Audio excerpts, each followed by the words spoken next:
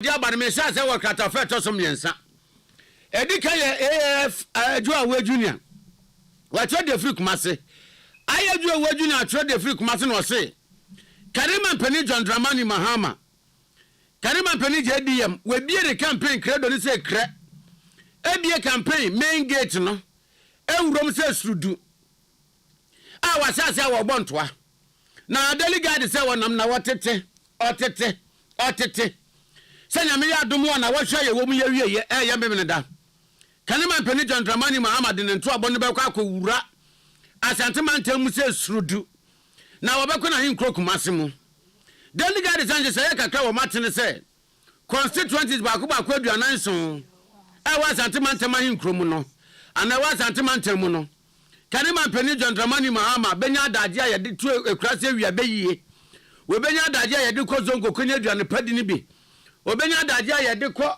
kantamantu konya force mono memene da nopa obenya sa adaje ni bi e de akokọ constituencies 47 no dodo no amu na wane chinyama nyokuoma akwa bonkomo na delegate say memene da ya march bosume da to dun wotwe say man Mpani da John Dramani Mahama esi asantemantam yinkro Kumase airport say kikimua onum nso kra ni na home ene straight away bus wodnani betira adanse na woni chini yemma akwa bonkomo na delegate de bokata no mu ani and let's go feed watro asema watro ye no club front page a ewo ho ene say soja ni obi aba mua a wonyini nru baby a branche mojamo no Imoro Sheriff a enra anaze enene nansa ene na watwe pepepa enimfo nipa bonofo momontofo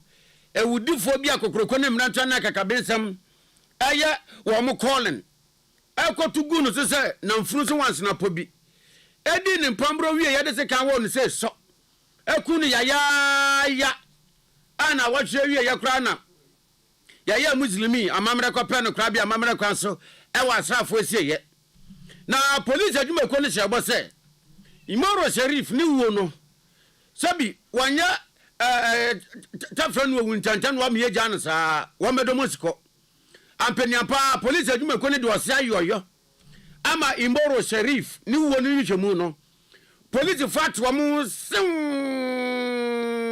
se David here a watch down shot ewura ni wo no mu hwehwenu mu se chongwan ama me ka sei police fatre emrante bako nsia a wo mu se abrante Imoro Sheriff ni wo no wo mu ni mu bi na unya delegate de wakata no a enimu ho ene we dedicated dia ma wo mo ni pensia no obo pictures na bobo eda yi eye colored into na nimu a hu o manim ni pensia no delegate say wo mu di nie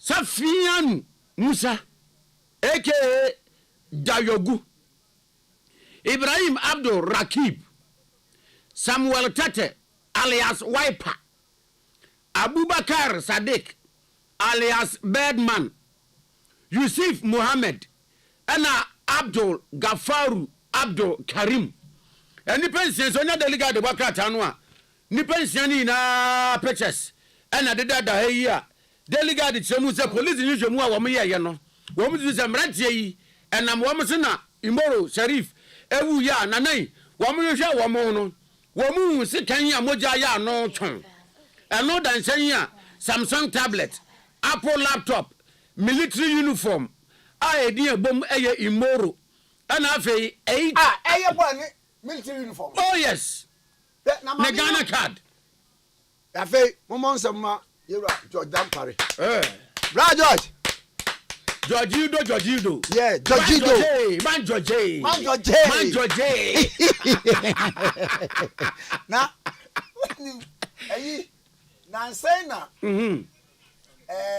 because police headquarters wo na me ba no na esa me far right ma far right so be far left and then nkofo no say o ma chem me enko cantonment police station ana so masa me ba me am kasa me bra George aji ena me fa fo na say abra wo nkofo na cheme na me why no ade no wo mo fa signboard bi ensu ana police bi anyina o ti wo be fa the opposite side na na yeah pe what te watch wa wo si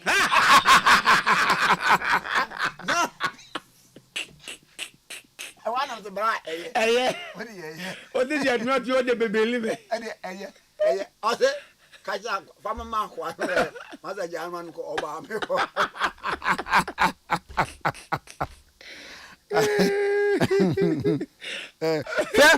oh yeah pe what te watch wa wo si what time body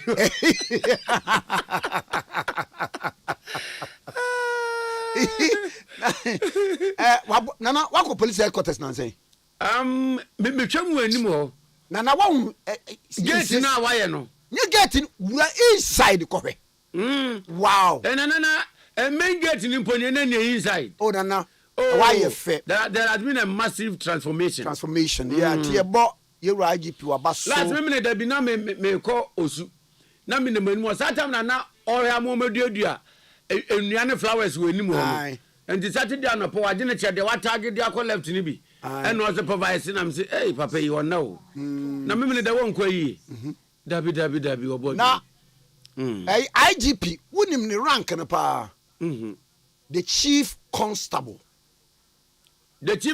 of police yes I mean chechiro mu na chechiro mu posifo a ebomu ye from the constabulary of the police. Oh, okay. The constabulary of police. Yeah. Enti the constabulary of police, you know. Yeah. Dear, oya chief constable no. And the IGP. The constabulary of police. Yeah, wa adjective bi a ye dey qualify. Yeah. Ekobia prophets. You from company of prophets. Yeah. Bench of lawyers.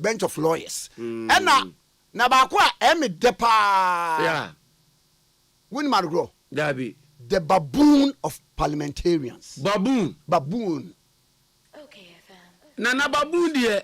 The reason they say on said here as a the British system na said you omotna in parliament na. What omotna saso. That is how we use it to qualify baboon of parliamentarians. And then I for the Benya Guzi Ganda of Ashawo.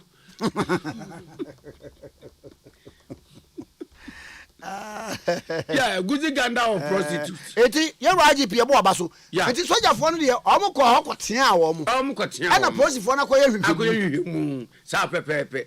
Problem ni ho. Hwe me say Ghana ha. Obi a obedi bone. Nana. Na police force anchew. Na wo mo anan pese be. Ni omo nchew. Uhu hia wo mo. Hwe. Na police ni a yakunu kra ato foundation na say dan foundation si dance no so kra no. Police for ko yehwehwemu hu no. With the little resources that they have no. Me say wudi bone a na wo manche wo a Ohu na ehia wo mo. Ohu na ehia wo. Your personal non grata. Anti sa. Oh, wam ka so mecho. What? O ma ade. Kai. Na no ma ya de papa. Afei, mo amudi abonefo se munye ma edin bi ensei. Asema maka no. Oye. Na na mami kwoti nkomo mesa ba nche me da so okay 101.7 so ni na watwi muni na eba na oche na wie Professor Frimpong Boateng mi ankasa me papa Frimpong Boateng wakasa na ensem okan ye no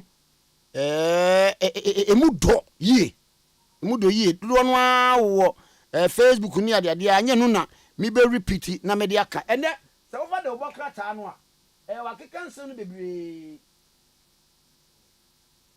waka nsem no bebre ewom na efa interministerial committee on mining ni de ekeka mo ba kai a missing excavators bi ho asem ebai enom ni ade na the informer class missing excavators and galamsey I was handed out as someone ye baba Frimpong Boateng kan say wo mo yi ni free wo san say nipa bi wa abam nipa bi wo party ni mu a na wo pese wo free wo so that wo mo obetimi aye galamsey no adwuma no gidigidi pa na galamse ho asem de wo ba na ese de no ye secretary to the interministerial committee yewura Charles Onua wonto bisiu na mene no entwetwe enkomo emfasa asemi ho Professor Boateng abeka wo see there were no 500 excavators said ye na omoka no mepani no na mabɔ no enche kora na fe ye tie mu nsem yi ni atase nse bespa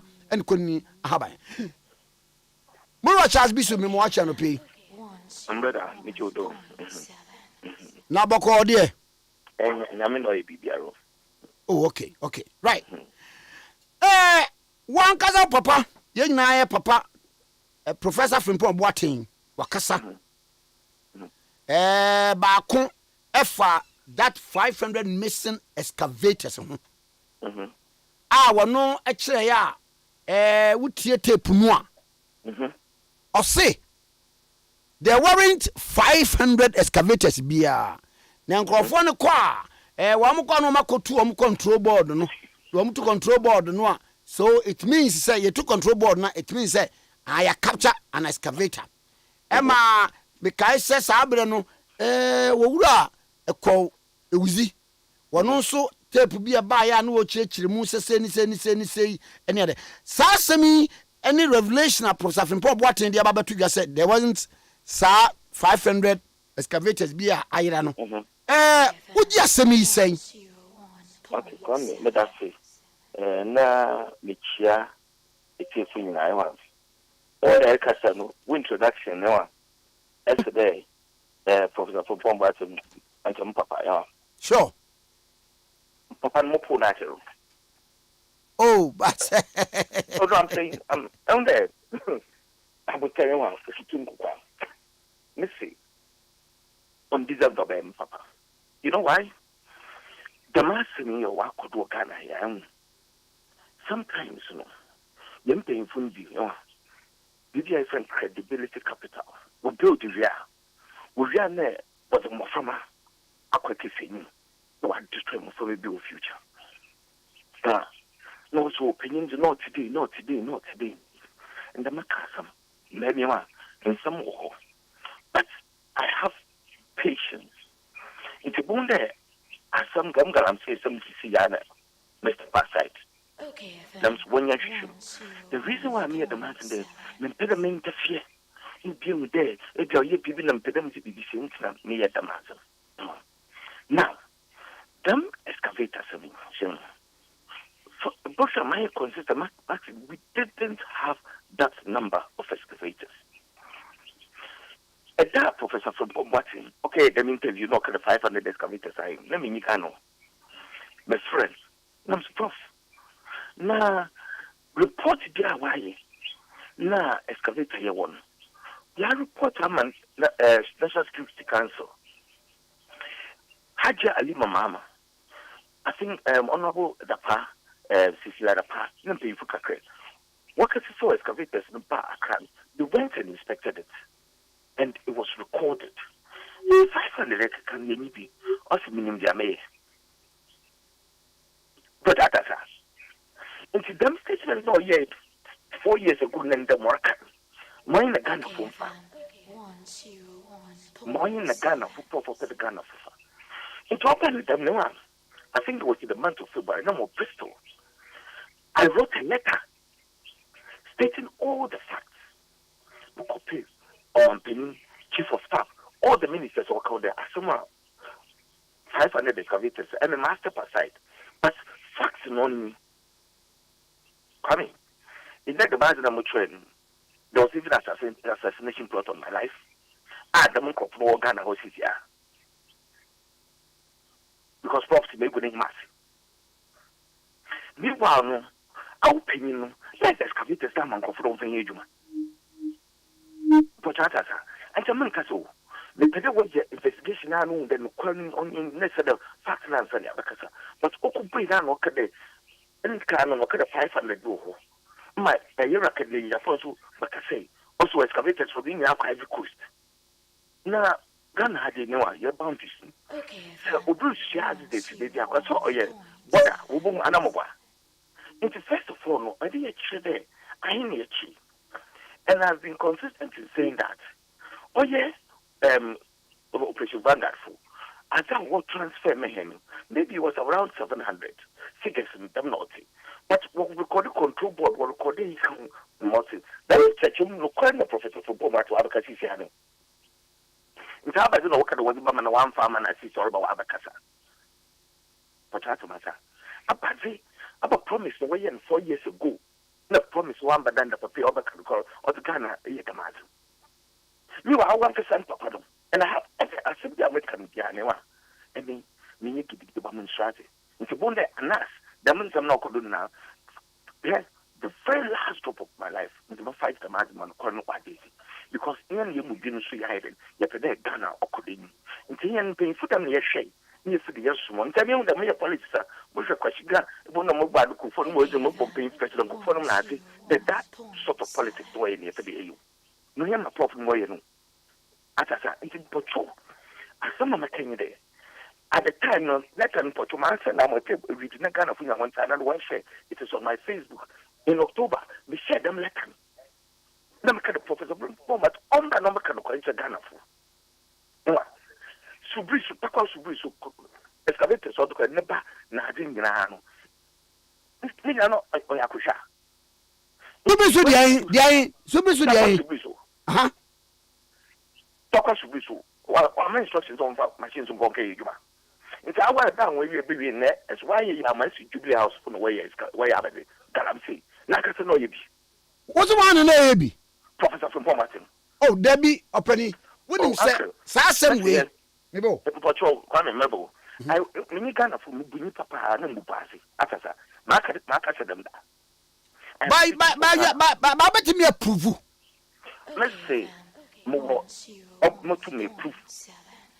That's how many Juma. And I'm over. Many Juma. Everything that I'm saying, I can defend it. Okay, na sa wusi no ye bia. Sa abre no ada na wo ameka. Patrol, Miss Day. No, where investigations at Amwa. Oh, okay. I mean, Professor for Martin. In investigations for what? One catch up you. I have a legal background. As I said, if you mean sorry, no member Casa stupidly 77, what I'm trying to do, all prof, oh yeah, no real all reports in my BNI or catch him paying for the minimum. Time Moko BNI, baby, Moko BNI, we are on prof or a suspect. Now, who call be a report to my BNI no, and who or report to my BNI. Excavators, and another way used to know the end because I mean, Mr. Passer 2019, as 2019, 1st of March. In the time now, more let me baby, like a kind of halfway. One of them also, I would to come back also, if we could and CID for the BNI for what the way investigation, Vinci, excavators. So I went yes. Patrol could be a nice statement. It has been consistent. Why are you satisfied with BNI because Nankasa reason Bambi and try to interview Nala. No boys be an only one Juma. As a pub now watch, he gives you nomination. They all became suspects. Because I was telling them, don't buy shares which or which say, what I say as a area. As he never listened to me. Oh, we are not saying that I'm going to CID. CID should be some more. I think the former CID. And not over missing excavators, Anna. Yes.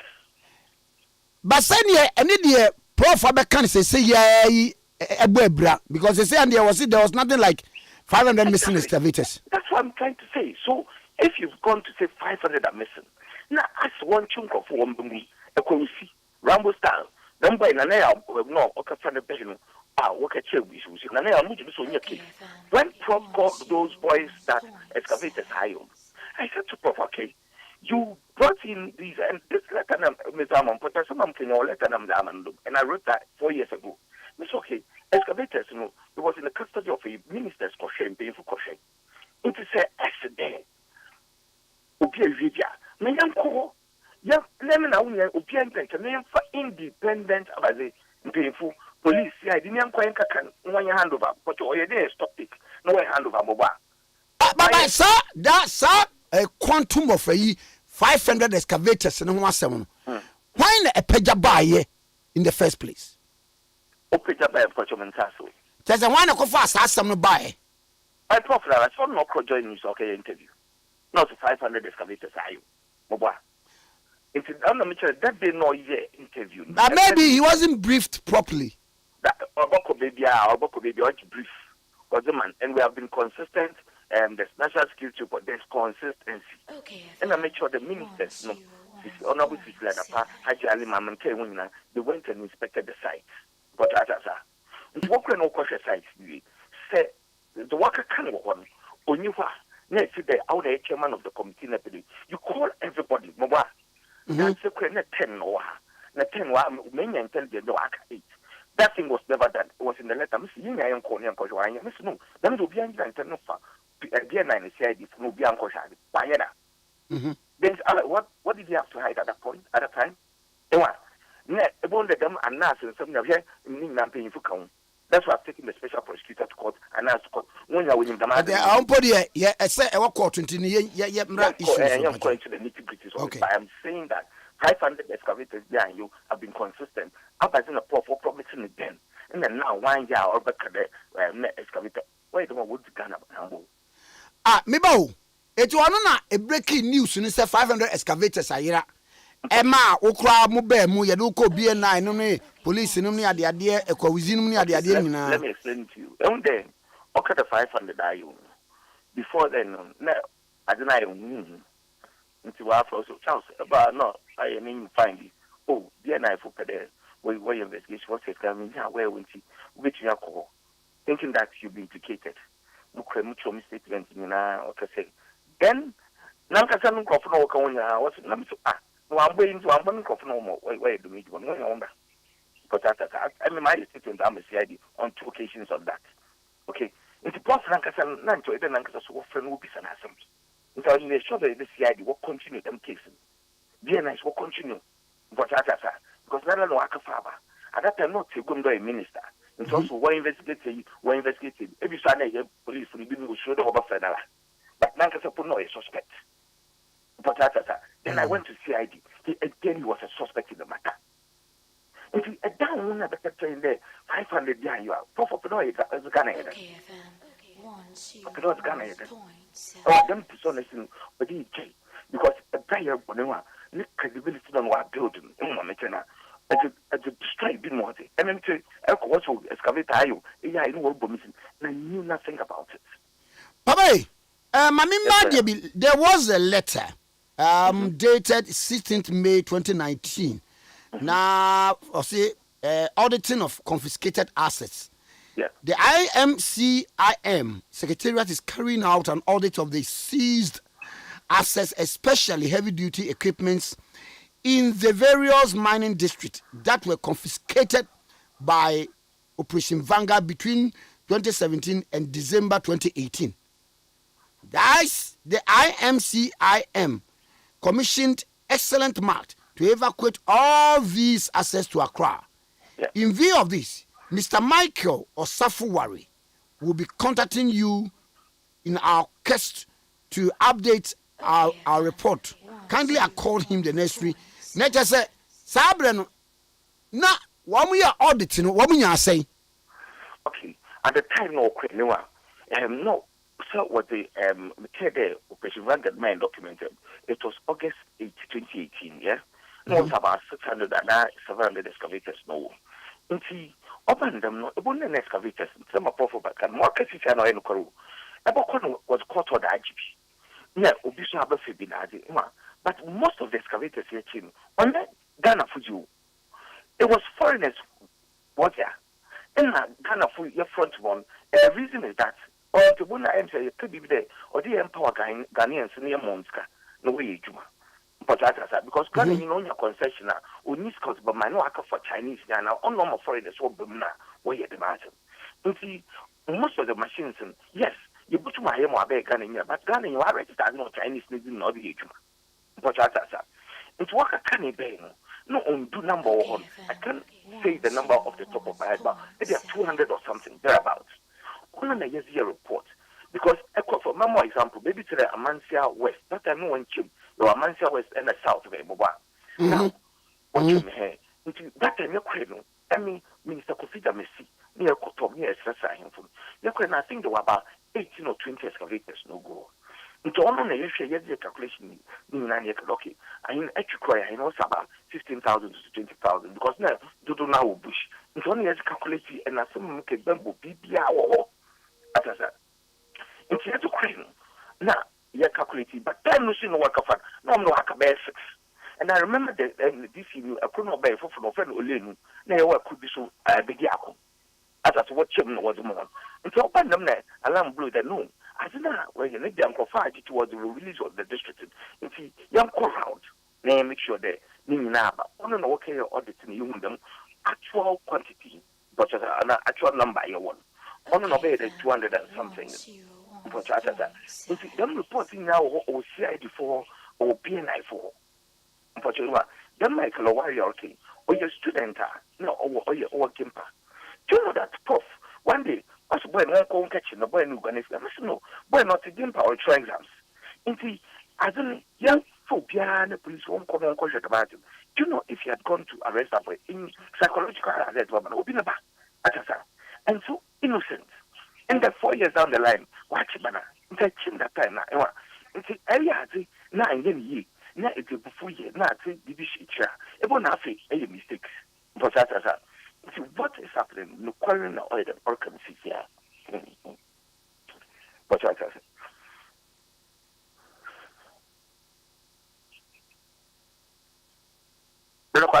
me pa cho mo na ma me hwa de we sei de prof kan ye no nipa de wo kra bia bia wo wa na bia de na wo hu se na no kra enei e kina be sa ye nhwemu no wo bo say no, these were the rare ya na e wo ho ti wonyi ni se afa na bia prof panie me wakeka ne me bia bom hu se we ya ye brief me na ntesa so the prof is chairman to the committee mobile. Bacho ane. Let me a secretary. Bacho, you know. Say, yeah, now, secretary then, or letter, and a pair read, you know, the auntie. Until I read the letter now, I wouldn't have to even say anything. But if you letter, I'm going to say data, what's your letter? I think it's 2020 February mobile. Letter there. It could be a much from a prof address. Okay. Bacho, any. Everything I'm saying is there. Bacho, any. I draw his attention to it then.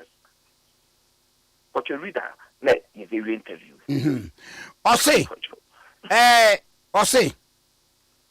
Professor Frimpong Boateng, Chairman, IMCIM, Office of the President Annex, Accra. Dear Prof, I hope this letter finds you and the rest of the members of the IMCIM in good health and the best of spirit. I'm writing you this letter to highlight a few suggestions on addressing the current impasse with regards to excavators, ICIM developments. Hopefully, it can help inform the decision that the committee will prefer going forward. As I'm sure you'll be aware, these matters have been making the airwaves, and respectfully, we cannot afford to let the image of the government, and in particular the great work of IMCIM, fail. As a regional secretary and as a presidential staffer, my commitment in ensuring the government of His Excellency Nana Dankwa Akufo-Addo execute on his mandate and is retained remains paramount. Hence, after careful thought, I made this decision to offer these suggestions with the hope that it will help resolve current developments. I must reiterate that although I step aside pending investigation, I have followed with keen interest in the operations of IMCIM, and I believe when given the opportunity, I can point to certain documentations and informations which will help put this matter to bed.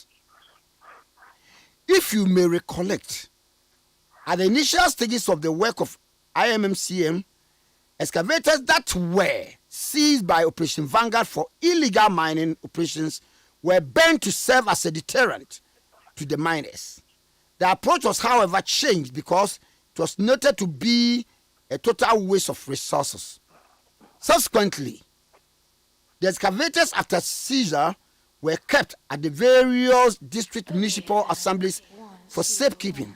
Again, this approach was not noted to be problematic, as most of the excavators that were seized had been released back to the owners by the chief executive officers of various district assemblies, either without authorization or by court orders. Finally, members of IMCIM at a meeting decided that all seized excavators should be brought to Accra for safekeeping until such a time that they will be auctioned. At this point, the Secretariat wrote to the Chief of Staff to ask for clearance. The Chief of Staff in turn wrote to the Attorney General, and subsequently the Chief of Staff wrote back to the IMCIM Secretariat with a response on how to proceed on this matter.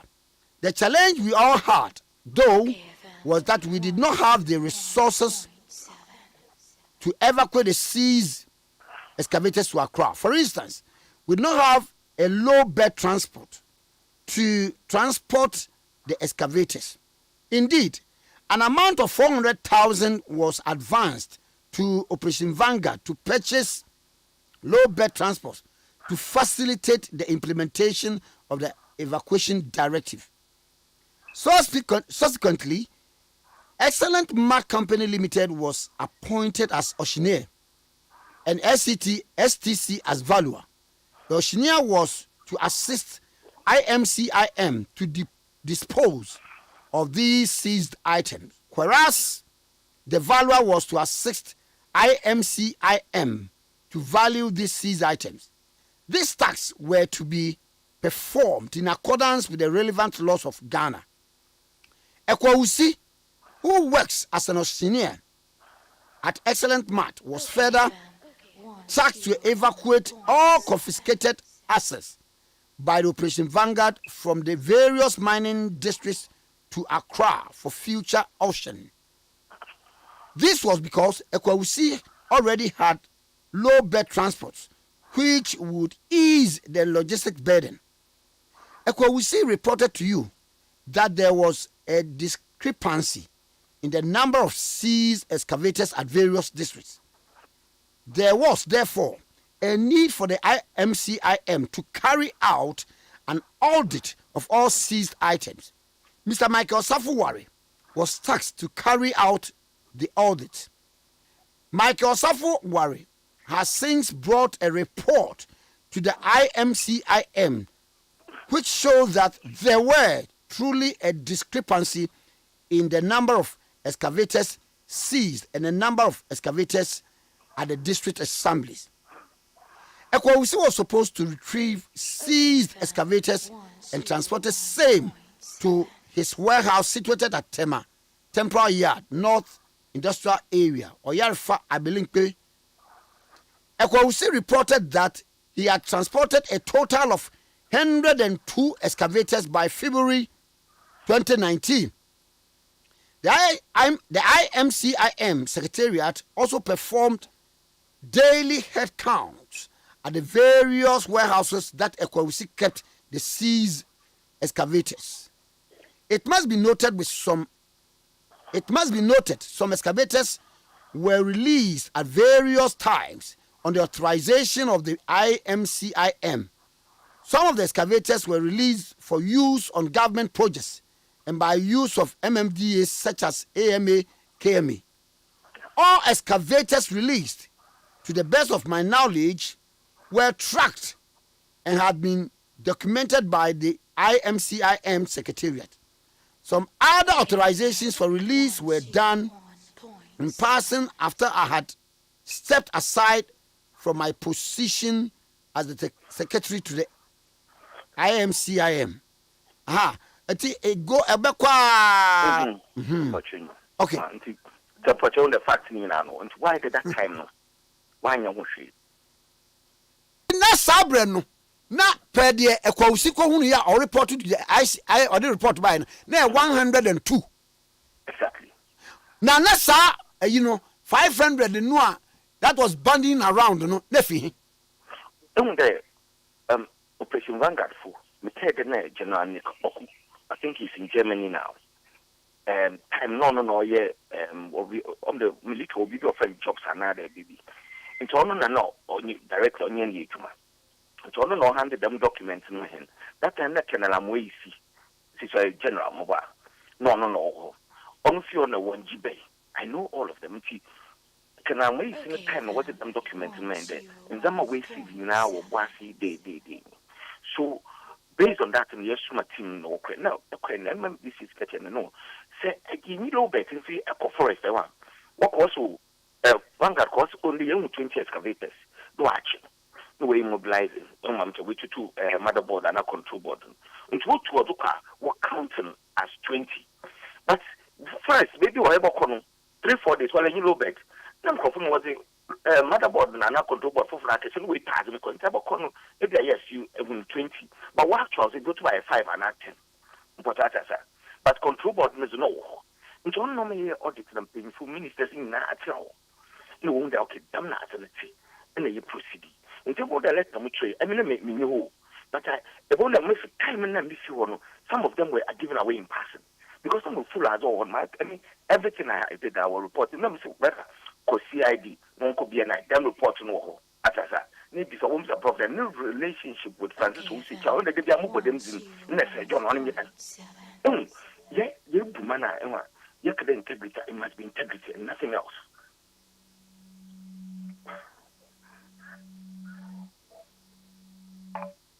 Yeah, or the revelation be said, Nipa be wa buy mu any party ni mu, and now one person, one sabotaging a juma.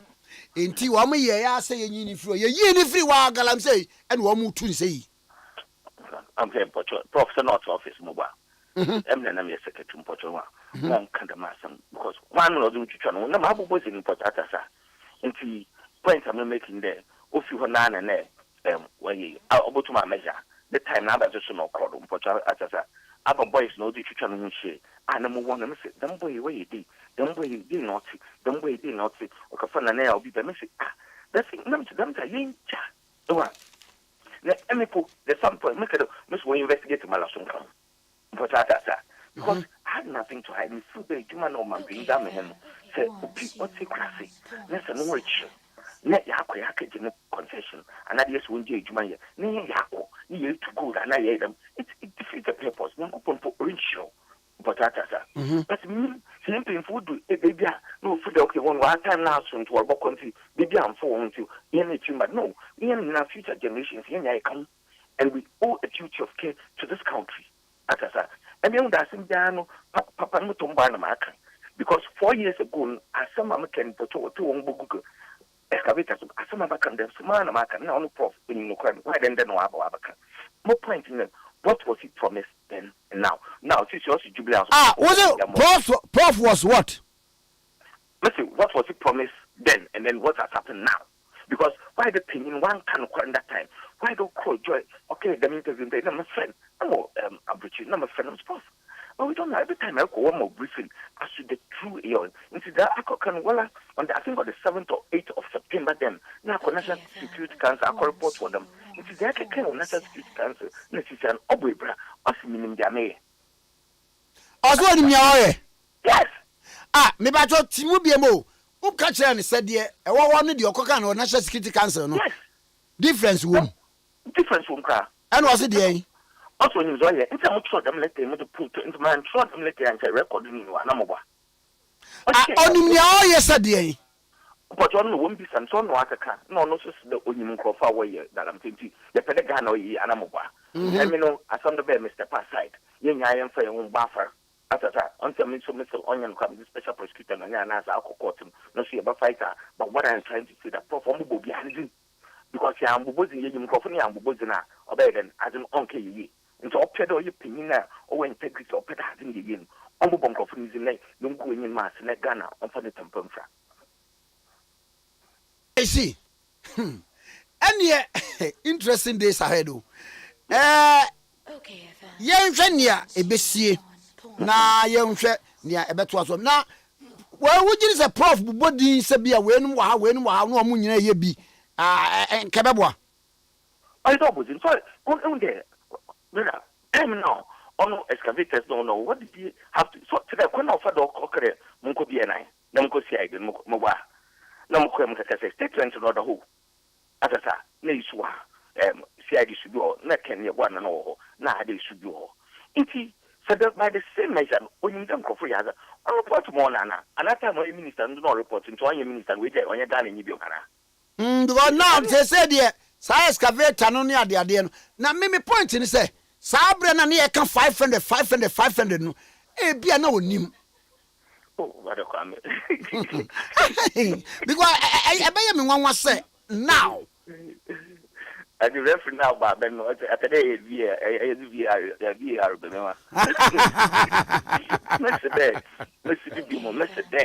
Time no compromise. I called him. Mr. Prof, we don't have that number. Also, minimum mayor. What can I say? Number no, I will be born. I so outrageous. Yes. Now, I don't see when you are here. Until one moment, sure them let them come on. Dem Kinkai. Atasa, the secretary then, master aside. Mr. Panside says March 2019 mobile. Now let her know more date no other other time, a year after. And the Mr. I've been following it with keen interest. No much so fact in the man. It is a secretary, I showed them let the number. So I told you to my one and I'm over. And how about some one and we wouldn't see ourselves, Pedro Mechanical. Another prophet be winning each a young fan winning each. I see. Brother, young fans one na yes say someone SCN so ne say a year wife honorable Dokuya o maami afimu No come or no call. Nka mama bia me bi to cause mara me bi but on the anti enyo. Yenya yie kase o. Me no maami afimu anti ebucha fon fan shama no da man cousin ti nuntum ma details but Martin okay in due course we is there ebucha fo bishane mo bia ya ba manje. Okay. Kwando. Mpacho ye beda sia no pay. Yami so nshrawo. Ye wa Charles Onua Wonto Bisiu, former Western Regional Secretary of the New Patriotic Party, Secretary to IMCIM. And na atwen komo okay 101.7 so ni na mame nkwana me kwadi komo Honorable Dr. Clement Park MP for Busa South na why global president Dog Eat Meat Eaters Association. Dog Meat Eaters Association. Yani kramano the whole world, the global president and Honorable Dr. Clement Park, Deputy Ranking Member, Education Committee of Parliament. Dog, then what channel pay? Kwame Nkrumah Tikese wale wa pamfo ele tiefo nyina mechiamo buskamena alawomla ka nibika Dr. Clement Abasina ba park ma pusi ni mena soluku. Yo, na where mami fa free we ba kwa yenya minim how report ne tie de was see government to suspend non-performing schools. Na administration also wanya sa eni bi everyday dia. Yo kwa me da se. Menso mehu se abetodwa. Ze se me ne pini Dr. Yao Educhu. One heads of public senior high schools any TVET. Shemu over the weekend. I'm saying na Saturday no. I will Kumasi. Na hona nkomodie no no. Abeto just say or say secondary schools na one more time enya zero. Say omo enkwara no ebetro wasi. Na obia entumi enya pass mark. I bet me amanako tertiary no. If they don't have their game, and I say in such a way, I'm memu. One man modern ama and Korani be and starting chat and social now. One shot, South schools, you know. You between. The public schools are okay, junior high schools, no, the end or kana. There be secondary schools na oka. Junior high schools. Okay, secondary schools. Aye, sanity. Na papa, minim say sadie we be koso no. Na bia why appraiser of the performance of various public schools. Ahwe senior wo modern mono esitie enum ne adade vis-a-vis senior free senior high school ebaye enum ne adade. Were there a reporter omni gina so anan ko omni di sa nkomo no? You me that say na me ni sa meeting no mo. Se bia pe de wote ye no. Committee on Education no. Brano minister Asia, but minister eba committee ache. The minister say utia. Wa we share committee we share bo. Say ubeba. Ya chair for the last 2 times nka wa say uba. We say nyoma bi esambai ema went to me amba. La say then some no ebuboko in the area of education no. It is important that the minister attends upon the committee. Because the committee no Ghana for boy subo say young boy homodin. That I think it is in the interest of the minister and the committee and Ghana's education as a whole for the minister to be a lot more interactive with the committee on education. Kwame, first of all, no, me the enemy who Ade Akye Abia, my minister to me, say we bet me will close it down a school for non-performance and I say poor performance. Secondly, say some of the schools are doing so badly. Say womunya zero. I was saying to me, say say DNT and a whole secondary school and Kwarano Kwa womunya dear that year in, year out they score 0. Okay, I mean, there are a number of issues. And I think that what the minister should be doing is let us focus on those issues, factors, to address those factors. Because any teacher for no, and any headmasters, because they were all trained at our universities. They were all trained by the same University of Ghana, the UCC, Winneba, and Asipop. And all the headmasters are headmasters based on merit. And if the school structures, the buildings are there, and the teachers are there, and the heads are there, why is it that some schools are performing and other schools are not performing? I don't think that you see schools should be a grade A, grade B, and a grade C. What we are witnessing in terms of the minister's concern, I'm legitimate, but I disagree with his prescription. No, is as a result of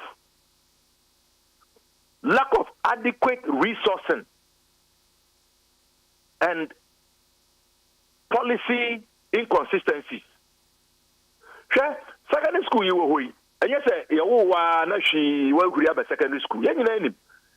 So you have to attend from KG to primary 6, then to junior high school, then write your BEC, and then you are placed.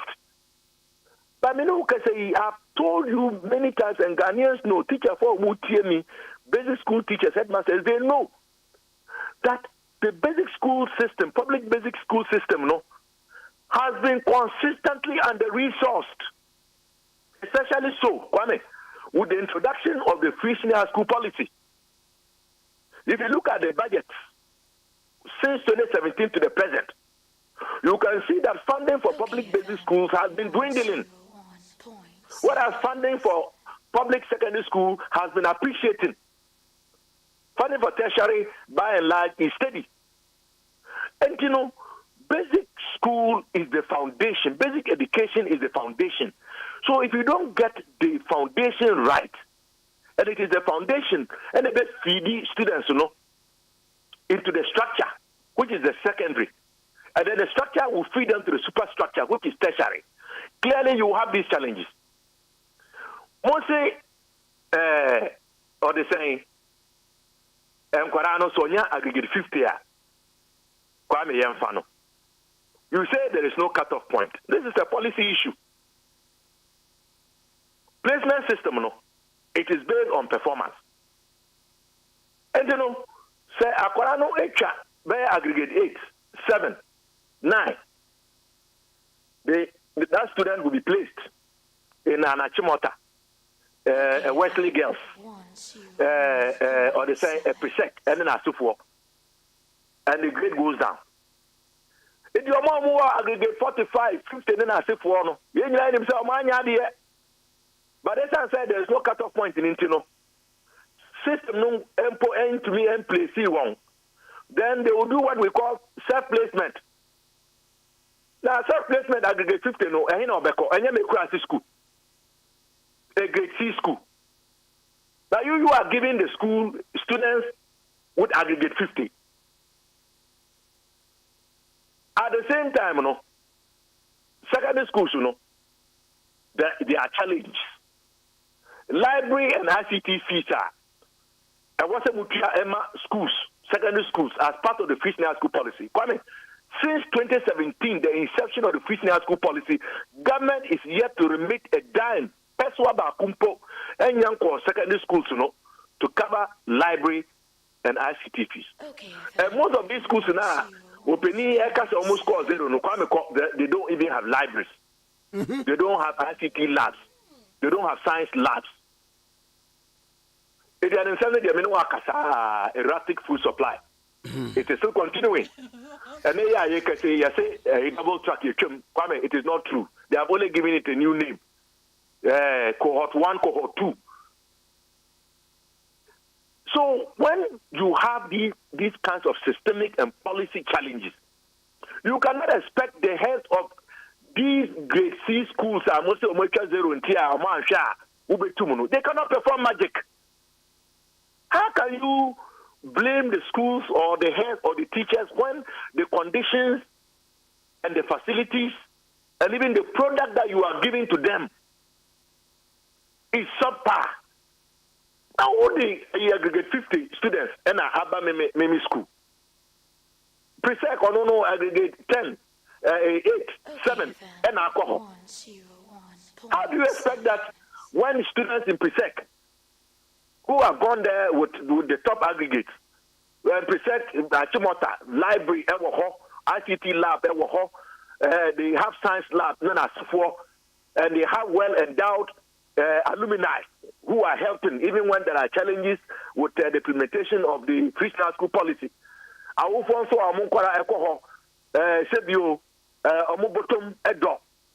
so they are able, they have all of these advantages compared to Sandema Secondary Technical School. They are Mimikoye. How can you expect students from my alma mater to perform the same way that students at Presec or Achimota are performing? And you know, magic. So we have to look at the policy issues and inconsistencies, and that has to go back to properly and adequately funding basic education. What can say?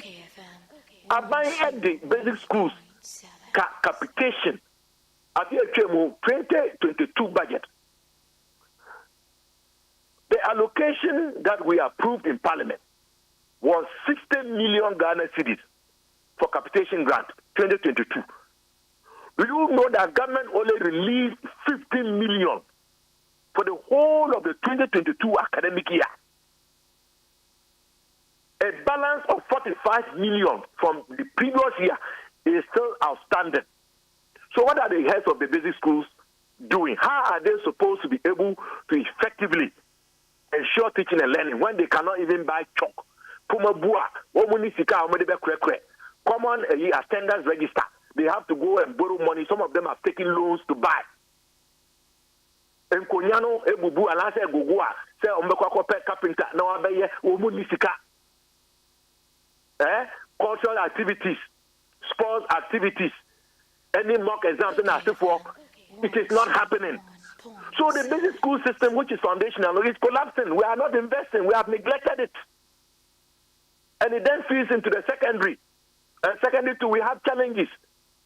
And then if we are serious about addressing these issues, we must invest heavily in basic education, or we must address the challenges at secondary, so that every school would have the bare necessities and facilities to be able to support the students.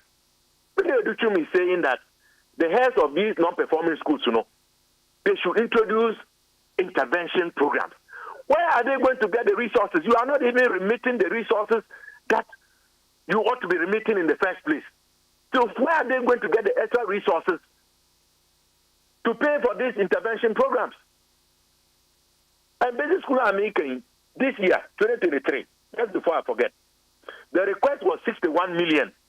Kwame, do you know how much was brought for approval? No. Only 11 million. Ade Akye Abia 45 million from the year before. And I must say, Monsama 61 million. You only gave them 11 million. If we were a serious country, we would have paid the arrears of 45 million and added the full 61 million, and we should have been giving capitation grants money in the range of 105 million for disbursement. But it means a cathedral. These are our priorities. It is not the schools.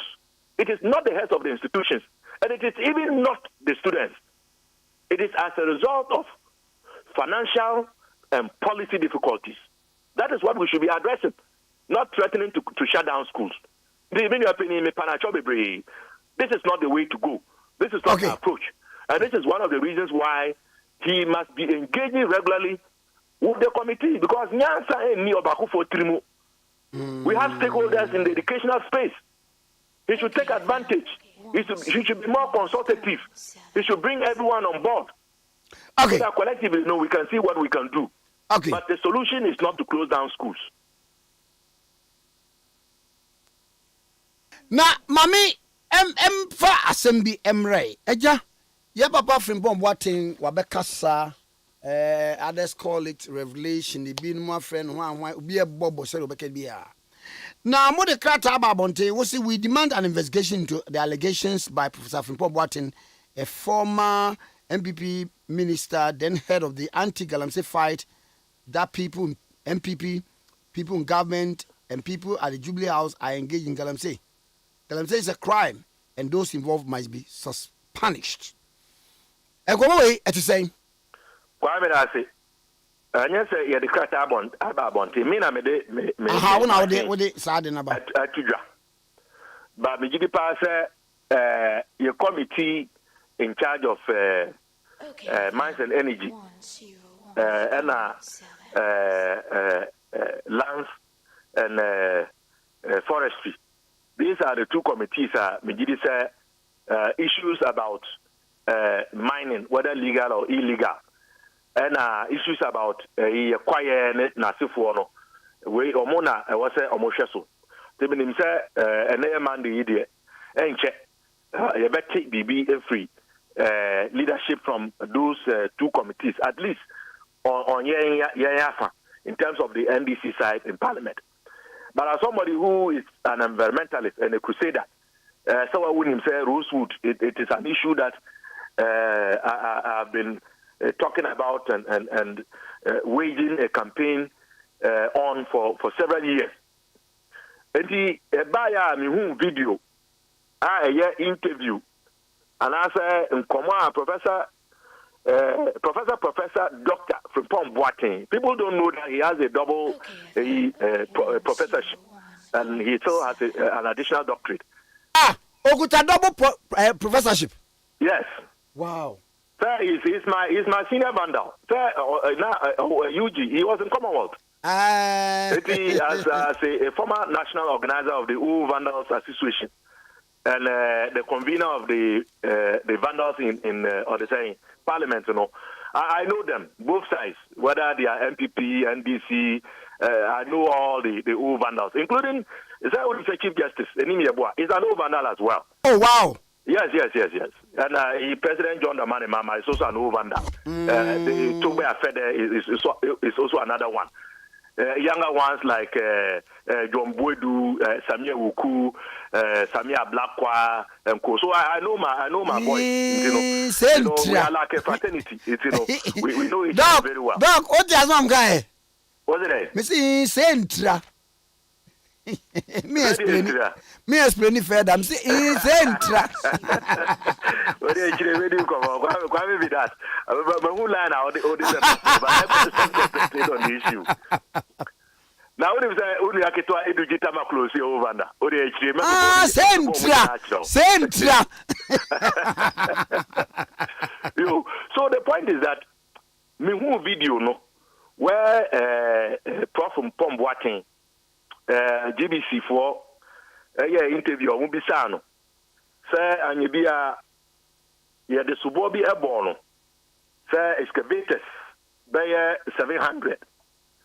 Every dean in Sema, Nina, you say 500, young, and I say Ira. Sassim we were just saying. And on a Prof H. Waka say, Sa excavators, no cry, say.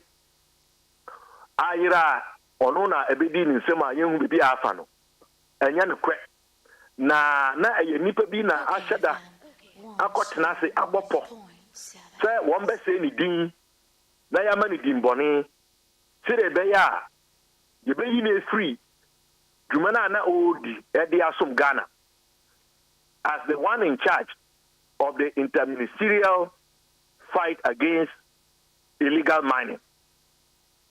And our car said, Sassam and crack. And they were church mono. All bear you know. And our car said, now on one party, people in the MPP who were behind that. And that the reason why they did this was because etansa na oye na ejuma yie no omuana womo party ni mu a womo ye galamsey essay yensuo ene ekwaye no yetumi be pamo dodo na efi kwaye no mu ene the river bodies they were not happy. Honorable, yes, me kai se 500 se yeni yeni Charles Bisi wedi nkomo sese ya Makinkan letters be ono ye okosi se nkrofonye audit of the confiscated assets and do no aye excavators ebra all report the ba ye ekwasi twokoma committee no ebu akonta no na 105 according to Charles Bisi no was say sabra process for what can say 500 excavators no wo mo investigate no was so twro krata na ofre no busa ne say doc you know say enye sa figure no na ewo no so onimnia oye pe sabra no no ka say 500 excavators mu afa no akwo say na enye 500 excavators na mum say so why must we believe him this time? I mean, the Charles Bisuka and our friend, you may Prof. The Lazana Omuna no Muyuma. Oboni Beka, and I said the Americans will say, he said, she said, no, I know, and you don't hear me. Yepa Yempo, Asama Batuja, Yepa Yempo, Prof. Essay, amount for a ball, a pop, say, on the money, Dimbon, in a fuho, among Masako Galamse. Alona, Yedi Juma. And I mean, Prof is not just an ordinary Joe. We all know his image. We know his personal achievements. We know his academic achievements. While when himself Prof, the Cardiothoracic Center, it was through his instrumentality. We know that once upon a time, he even contested to be a flag bearer of the now ruling MPP. We know that he was a minister. You cannot expect me to take the word of a presidential staffer over a man of the stature and global reputation of Professor Frimpong Boateng. I know the infantry check. But the point to be made is that Yenina nim galamsey nsunsaso. Enti no se obi ana Akufo-Addo ene Bawumia eyi no se ondi enim na yenko entia sa galamsey ya ese yensuo ese yekwaye even underground water no becoming poisoned by arsenic and mercury, which is even affecting our cocoa production. It's affecting the cost of producing water. Ghana Water Company. We must take this allegation very, very seriously because Prof. Onyeni Paketwasa and Prof. When you say Germany, or one son of Ghana, he has not left to go and hide in Germany or he's hiding. He is a public figure. He's present. He's there today. But why now? And what can was him? So if Prof can say that after he had left, now they have gone back. Now or say amount for omuye ejuma ewo omampeni asuye ye. Ghana for mutemi you. He says people at the presidency where the commander-in-chief of the Ghana Armed Forces works from. Or say government officials, Abamum Penny for Akufo-Addo Ayo Ama post. Or say NPP party mu penny for. Now are doing it, Galamsey. One can say then or say now. But Obibeka say it remains an allegation until so well proven. The exact reason why we are calling for an investigation by the independent institutions of state. Because we cannot rely on the presidency. We can't rely on government. That means we can't even rely on the ministers in charge of that sector. We can't even rely on the Attorney General because they are all part of government. So this investigation must be conducted by the Office of the Special Prosecutor, so Samia, working in collaboration with the CID and the DNI. Because the entities that are supposed to protect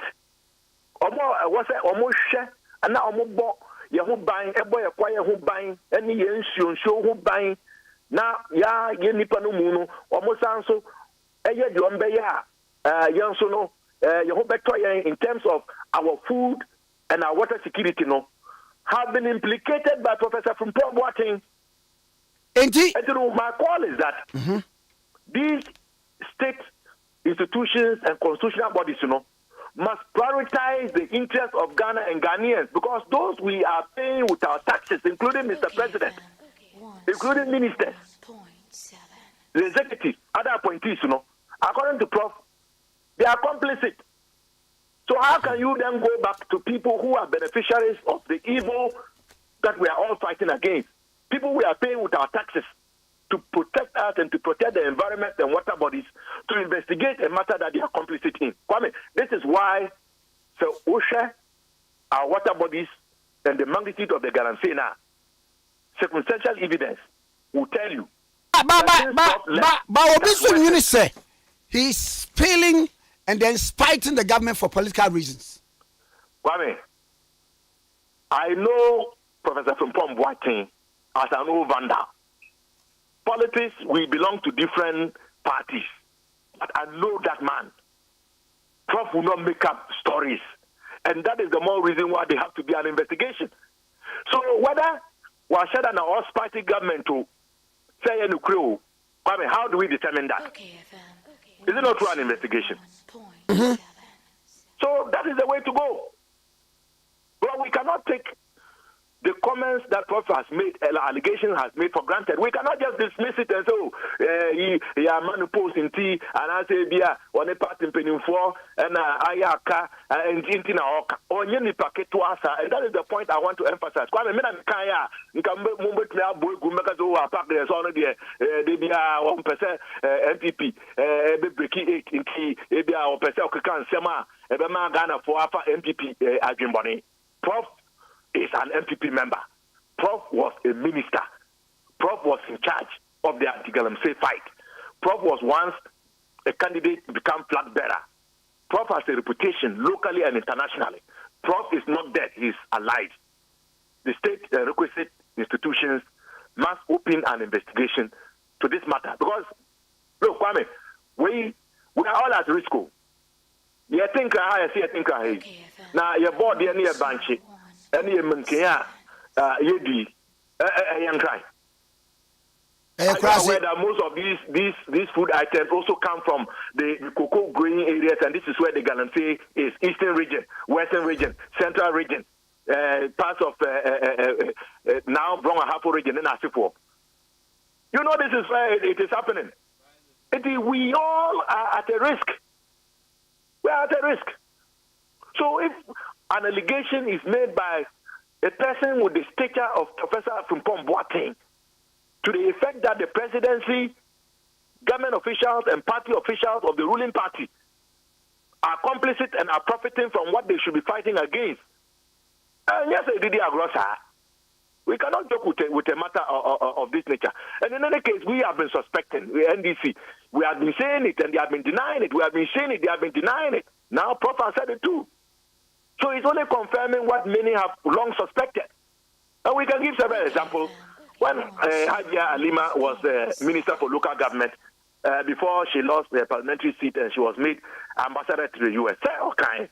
She said most of the DCs were involved in Galamsey. And we have seen the videos. Have we not seen the videos of Akunta mining and others? I mean, multimedia journalist, Erasmus, have they not done videos about these things going on? Okay. The Prof is only confirming what we have long suspected, and given who he is and the fact that he's alive and well, or TRC, or what Ghana own Biane Koshe Bebiano, the requisite state institutions and agencies must conduct an investigation for us to punish those responsible. People at the presidency are not above the law. Government appointees and ministers are not above the law. Okay. NPP party officials are not above the law. So it is time that the state institutions also show loyalty. No, their loyalty is to Ghana, not to Akufo-Addo Bawumia or the executive, not to the legislature, not to the judiciary, not to any party. And so, all well-meaning Ghanaians, the clergy, labor unions, ordinary citizens, we must all advocate and canvass.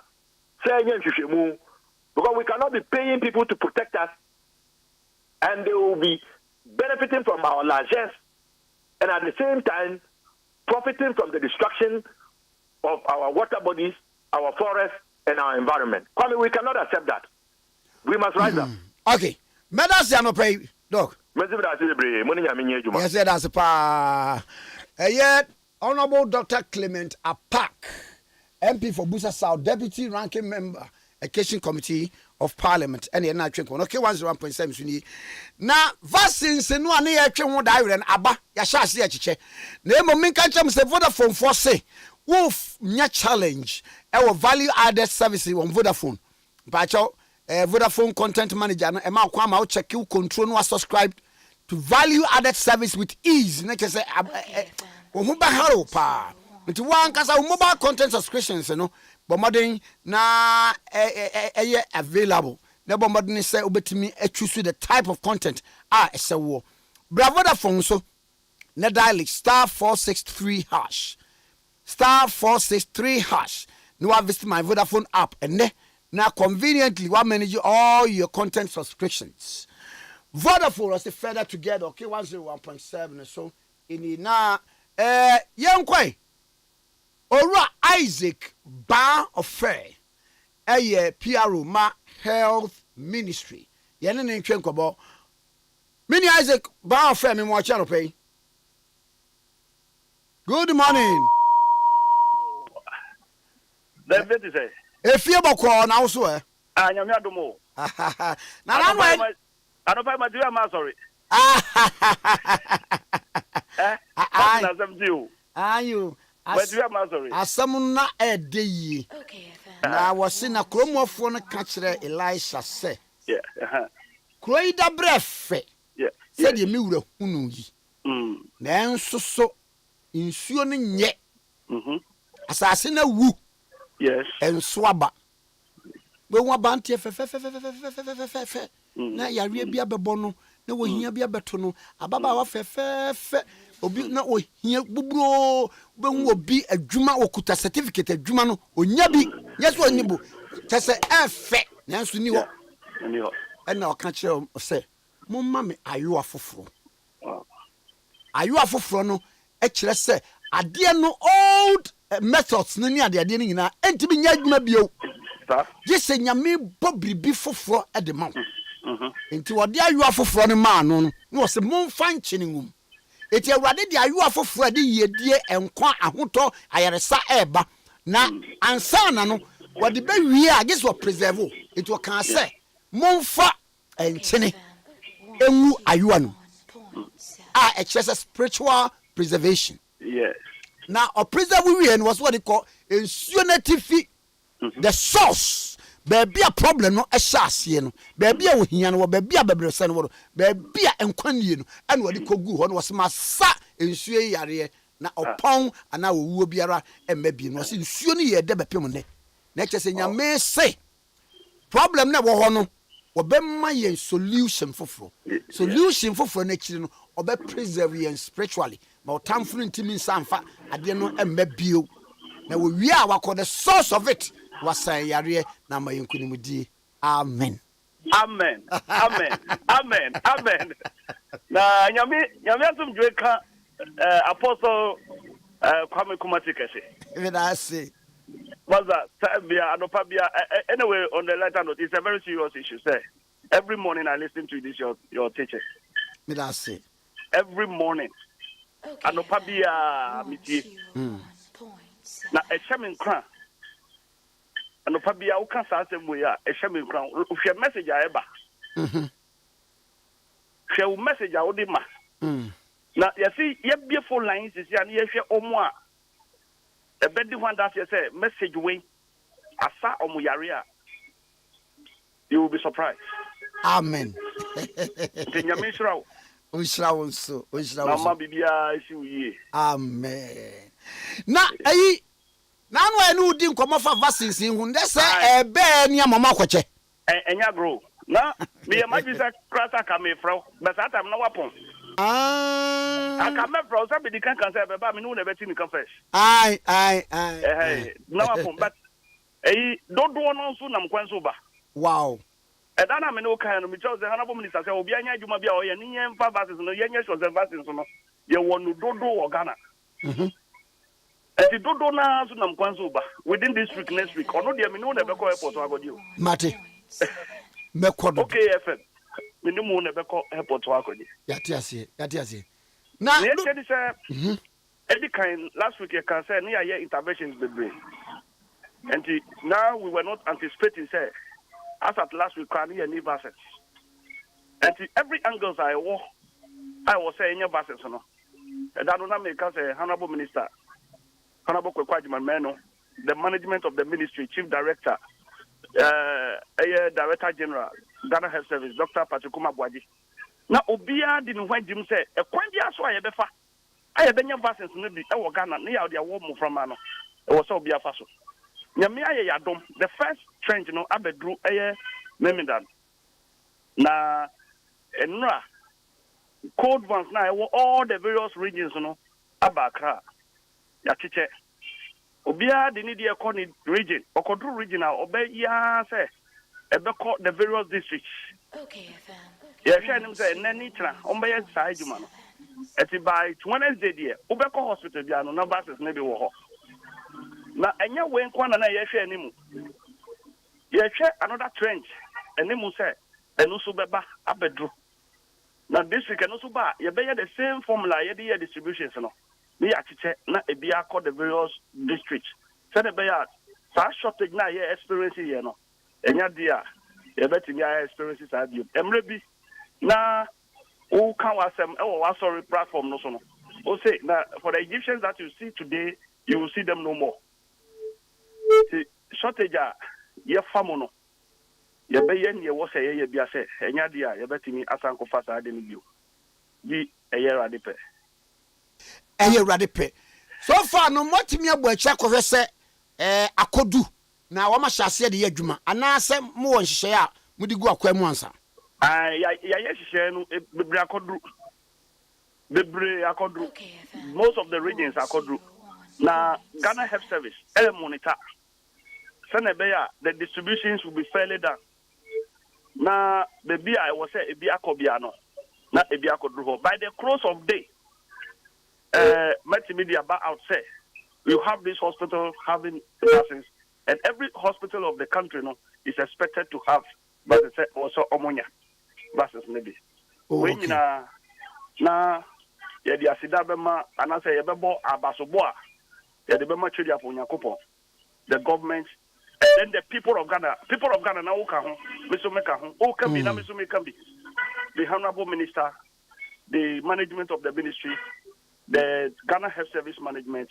Dr. Patrick Kumabwaji obia bomodin na Ghana for so ya bomodin say nya botre ma choka ni minano nyame ya domene ya dia bawie ya dia sida ni kwa bia be ministry ya dia magana mai na mama mu sade ba ko vaccine ba ye dia be ni dia be vaccine no ne ba ye no BDG ba ko BDG polio measles rubella no and polio dia no so na ba okay miensa okay miensa na ba okay miensa na ashoto no enu na aba no we and am yesana na ashoto no enu na ye hwe anim say this week next week no bebe ba bebe kan na minu kasa isu do be yesa so wo COVID-19 vaccines wo warehouse wo ko store ko room ho ati yesre ye ka we no ne ya ka COVID-19 vaccines say ye ko so wo COVID-19 na duro no sana be ya the pressure on our cold rooms no so be ba kakra enu no ministry mu wo she bi say because nipa bi wo still now they are in the system but wo mo yes mo won she bi because me who say sensitization mo ye but still now wo mo ye so adamant to go and then take the job no wo mo nko so there na mo ye yeah ministry no betimi aya ni say ye be borderu ye be ko so borderu no asia mo for kran say o mo nkoko wo edro no because obu wo ho a oye ni dey anya de obekwako some polio vaccines are kan yetimi declare a whole matter ye vaccination we are here advert na Ghana Health Service ama workers akọ from the omokra be nantia befie ebu okwa barriers utika mokra na agina onukra no nipa be si mi mami ma wo na so edro say ye outbreak no ebefri omo ho na aba omo awo no na ebefri omo ho na aba na ni owo ye no the system no a prevent it eteta de bia yesi yeko wo edro a obehwe na obi di bibia fo ne ho edro we ko wo na yesi na ebeto ni patrimu a na ni wo na koye de eti ye de yesre se obi bia wo edro no bi obomode ya no ko wo edro no bi na ye nim ne ewo ho ma ye nkira o hwe a COVID-19 ba ye wo Veronica bucket ye wo hand sanitizer ye wo nose mask ne yi o say yare kitikiti bi wo ho a ene system no mu bio yare kitikiti bi ayi wo system no if this a corona no mu ne yi unya because the COVID-19 abama sesia no obi ahye ne ho so eti ye besre te nyina ye nko ye ko wo ndro no na ebeboa ye mi say ma wo me ye sure say me nua Kwame also wa wo bi ye nyina ye ka ya no bom me ye kire ye ka man tia se nya adwuma obo ano se o mi ko wo a ebe ye say bi ko wo ebe ye say ye sre sade no nyanyai sade no ye sre pa say nyai ni ye ko wo edo no Meda say no pay ya no acha minister ma me this week me no me ka tell na no me tell no se o no abefro yes that's why she said eja grow now but I only say or a member of Gavi board sir honorable minister a member of Gavi board wow and a Gavi so na yes vaccines you know and what you say on to me nya hwe han say yen short vaccines e wo my move okay and because of him no Gavi edi board meeting ever Ghana November year you oh wow so and almost Gavi so ebo Ghana ba so say Ghana is the best implementer of vaccinations in Ghana in Africa they are from the same Gavi eti me ma say gabi for be ka say because sa over Europe num ni ade na ya wo mo no entantinsi abontinsi enam efiefie mu ni ade exactly wa wo pa no akowo wa anwo na ato sa na ne ya de say me makowo na me nua ankowo na nyina akofo ka baako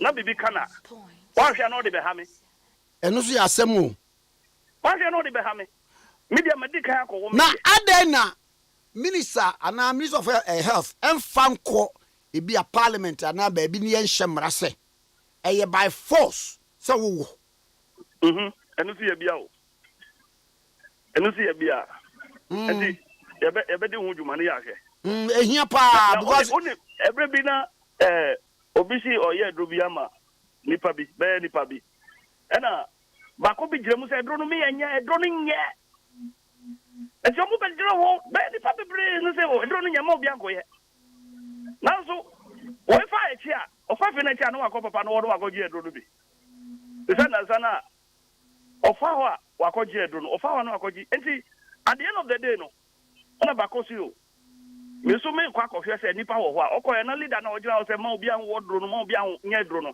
na ono e di kan na o ti line mu okọ kwa wo Okay, FM. ede enyo mama se omo ka se dro no wo a ebe yese wo be yese no wo de wo pa hwe e ba se akwato obi ba tete a obenya ni card de akyo se wa akọwo owo we a obeye dede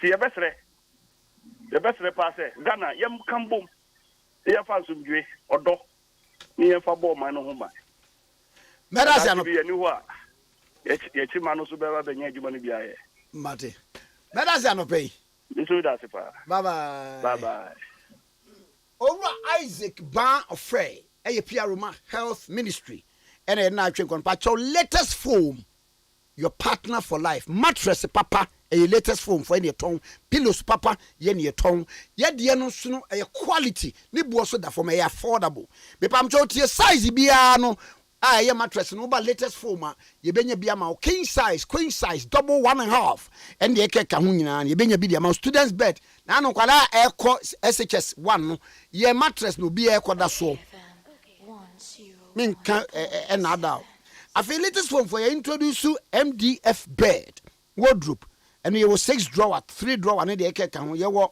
coffee tables center tables and dresses latest foam for your branches I would winning be or Yalfa branch Baulesia and the mosque don't settle for cheap buy quality buy latest foam your partner for life here who go in showrooms I would winning okowa bomidin kronkron o setikese na se ni metobi na moade ne papa no so de o ka se papa na chese papa bomodin ye chia Mr Jamel ye chia Mr Simon ene wo mo maka Wendy ni Mr Robert no ya ye chia mo nyina okay 101.7 so ini why na nanai kajagum ni yemko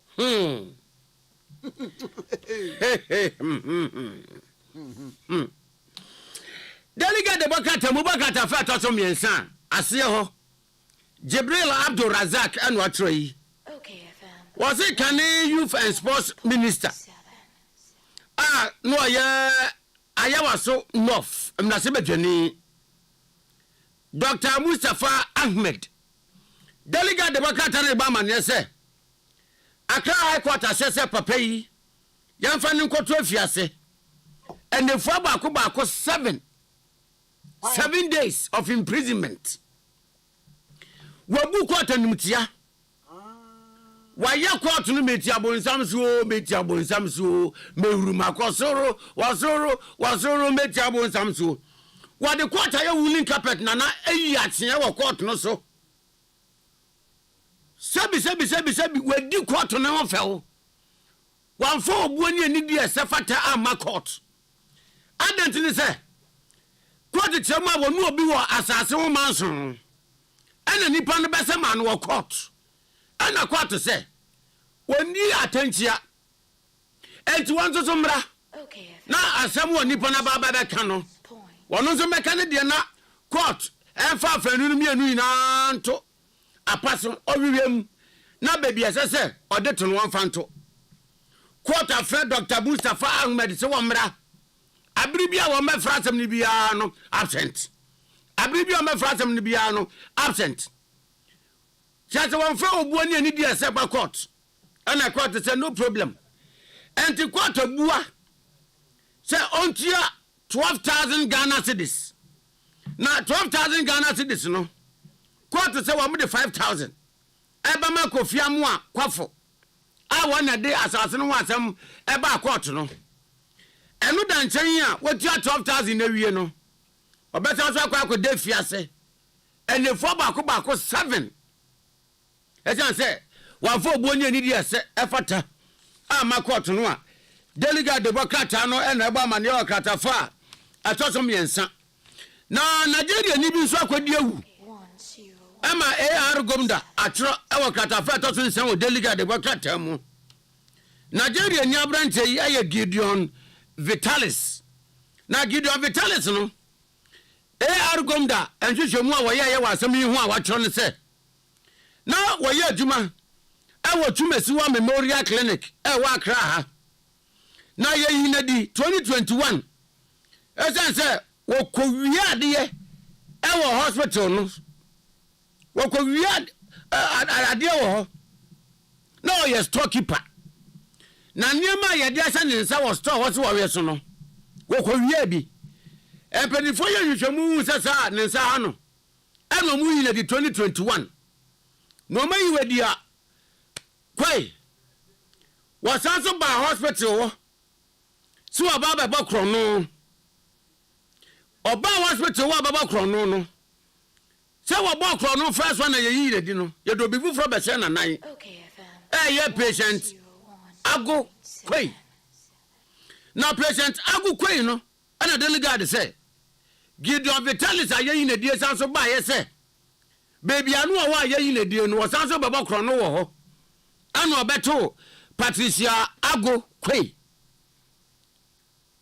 oni na we sika so cash point eyi urade ha Abranja Vitalis yi akude senku okoba bia hospital no wo musika no wo no akwa wie bi eno okoto Patricia yi a kikri so yenden yo afi yehu Patricia yi biem patient yi biem awo mu kohun no awagu ha na dia ma wo mo kire Gideon Vitalis yi ehun se wonu na kun patient yi ni se owie ya no wo fa ne phone add the phone send a message to Nebusian for say oya kidnapper na wa kidnap patient ago kwai no wa mo fa 20,000 emra o mo 24 hours ana police for dio mu a when the police impo National Intelligence Bureau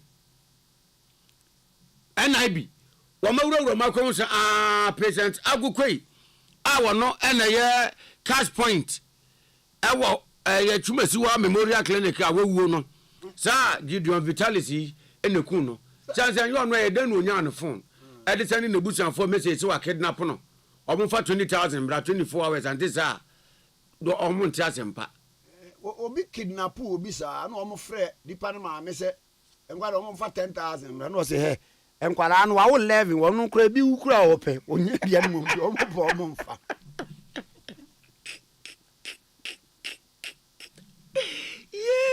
ewa ho anu wa fafo asa fafo na from se mo awie no ana yes any person David no se kwa na se wo kwa wuni price na mama ko ye juma we meza ma nche da se na enkoma ye bedie ye di free adanse boase Steven Sechere popro ena ede e ma yen obi ede se kan wo obi efa one sachet water 20 pesos yenko tie nkomo yi emre. Good morning. Good morning, Minia. Let us say Yanko Madam. Oye. Na sasemi e ba ne say. Well, Minia me dance. I'm say who be into yana. I kidnap ya se mu ya kai me ko manso mosiasi. Baby asemu asi no.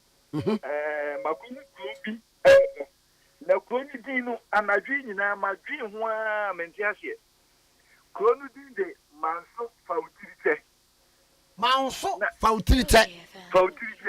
na jese manso sene manso abori manso sa fantastic aha na meti ho ase eje nko de besia emma panipo e kwati tiko na kwatu din no manso fautirite ehwana me fakopie manso mosiase a mede amanibo yibe kwani woni me se manso mosiaso ehwana wa wadam fo sebo manfi ehwana ni papa fi oze wa wadam fo sebo manfi otunwumi woni me se manso mosiaso ehwana ni papa fi wow enti ehwana ma se ana weekend mi ko yi a me bekan na kwame agbehu se me se Apparently, when you're 24 years, your friend is sick, Alasa. Anna, only near back, near to the Fuseni. Galam says, I to be a home, or more normal, but the security guys here more. Now, Manti, or me, or my time, I can't answer my bone, but you're good. Nana, many assembly member on Batamu, honorable Daniel Kokubensa, of traffic GKM. One day, I remember my mansion was in the lecture area. Amasia West District, Asante Mantamimuno. Or it's them said. And basically, I said, you couldn't power away. Galam says, site Liwa, Omunimuno, or no assembly member, Onimuno. Now, the Omini said, a man to be able to go to my India, if you are a Gumra, Omba to the Anania, then an out area. But when a friend is there, you see for last time. Offer Fuseni, Nisio, Sakit water. The attack and the pure water. The any board, Dame Crown, the no. Or far back on Numia. And to attempt you see no, a far Fuseni, Nisio Lumiano. Anna Fuseni, the person, and Nisio anyway. Now it's a manum. Was now, one of them say, Okay. I know you. Just come with him. But there's come to a near Juma. What the music and one person between the animal. And yes, I'll cross our girl, and the person needs to say, Alas, I know, I say, we're challenging them. And Nunti, to send in the farm, baffle, kitchen knife would be. And to be the war is if you know. I must have a make a say, dear. How much I say over the east, if you know, come with the name called Manson, I am Sabiao. How much you want, and meet him. And I see for Lassa, what we are, ya. Oh, Nana, I see for Lassa, India.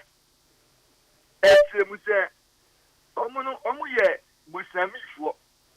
It's yes, and come in said that she, if no manson sa, into was there and Camufua Mo Manson Musiasuno. Amma, now Cherry as a no, or Mape, Abante and the Crabia. Nana carry this police command and exercise. Okay. Almost the only Musami for almost 2 months on Krana. You see for Lassa, or Yabaini. And the Asamoah, you see for Lassa and Indian Ekano, almost an Yaji. Nina said, Osman is 1 months on. Almost the baby of selling Nakoshi Piano on Benjamin. Now, what could some rather than what could today? Kwame Dientia, Sakit water. What you mean, Kunipa, our Hono, Wababi Yano. It's an okay, Yantia Sempa, every manso, Mosiaso. I have been manso for teacher. After 24 years, you couldn't ya, I was a chit water. see a Kurana Siwa, Mobo, oh, you know. What in him, Gayan? What your Kuranas on you? Sorry, I won't cough from any cranky in Nam Kurasakai. Now, Kwame says, you are quite there. Say, who will be now up by day of Roma, will have you? Okay, FM. Almost as I'm camping one day, no. And she said, look by the bear 1 week. And they said, one more tail grass on our kind of answer because you're not. One more punk rock is him now, or what to buy your bidding. Bring up by day, you didn't go from my quarter the end and can forget. Yay! Nah. Can you walk around here? Oh, sorry, I know a fast can't begin a street him. twes we wa be fa ba dey dabi wodi kan hyase adwumre no na adwumre na busa na wo ni fi yeah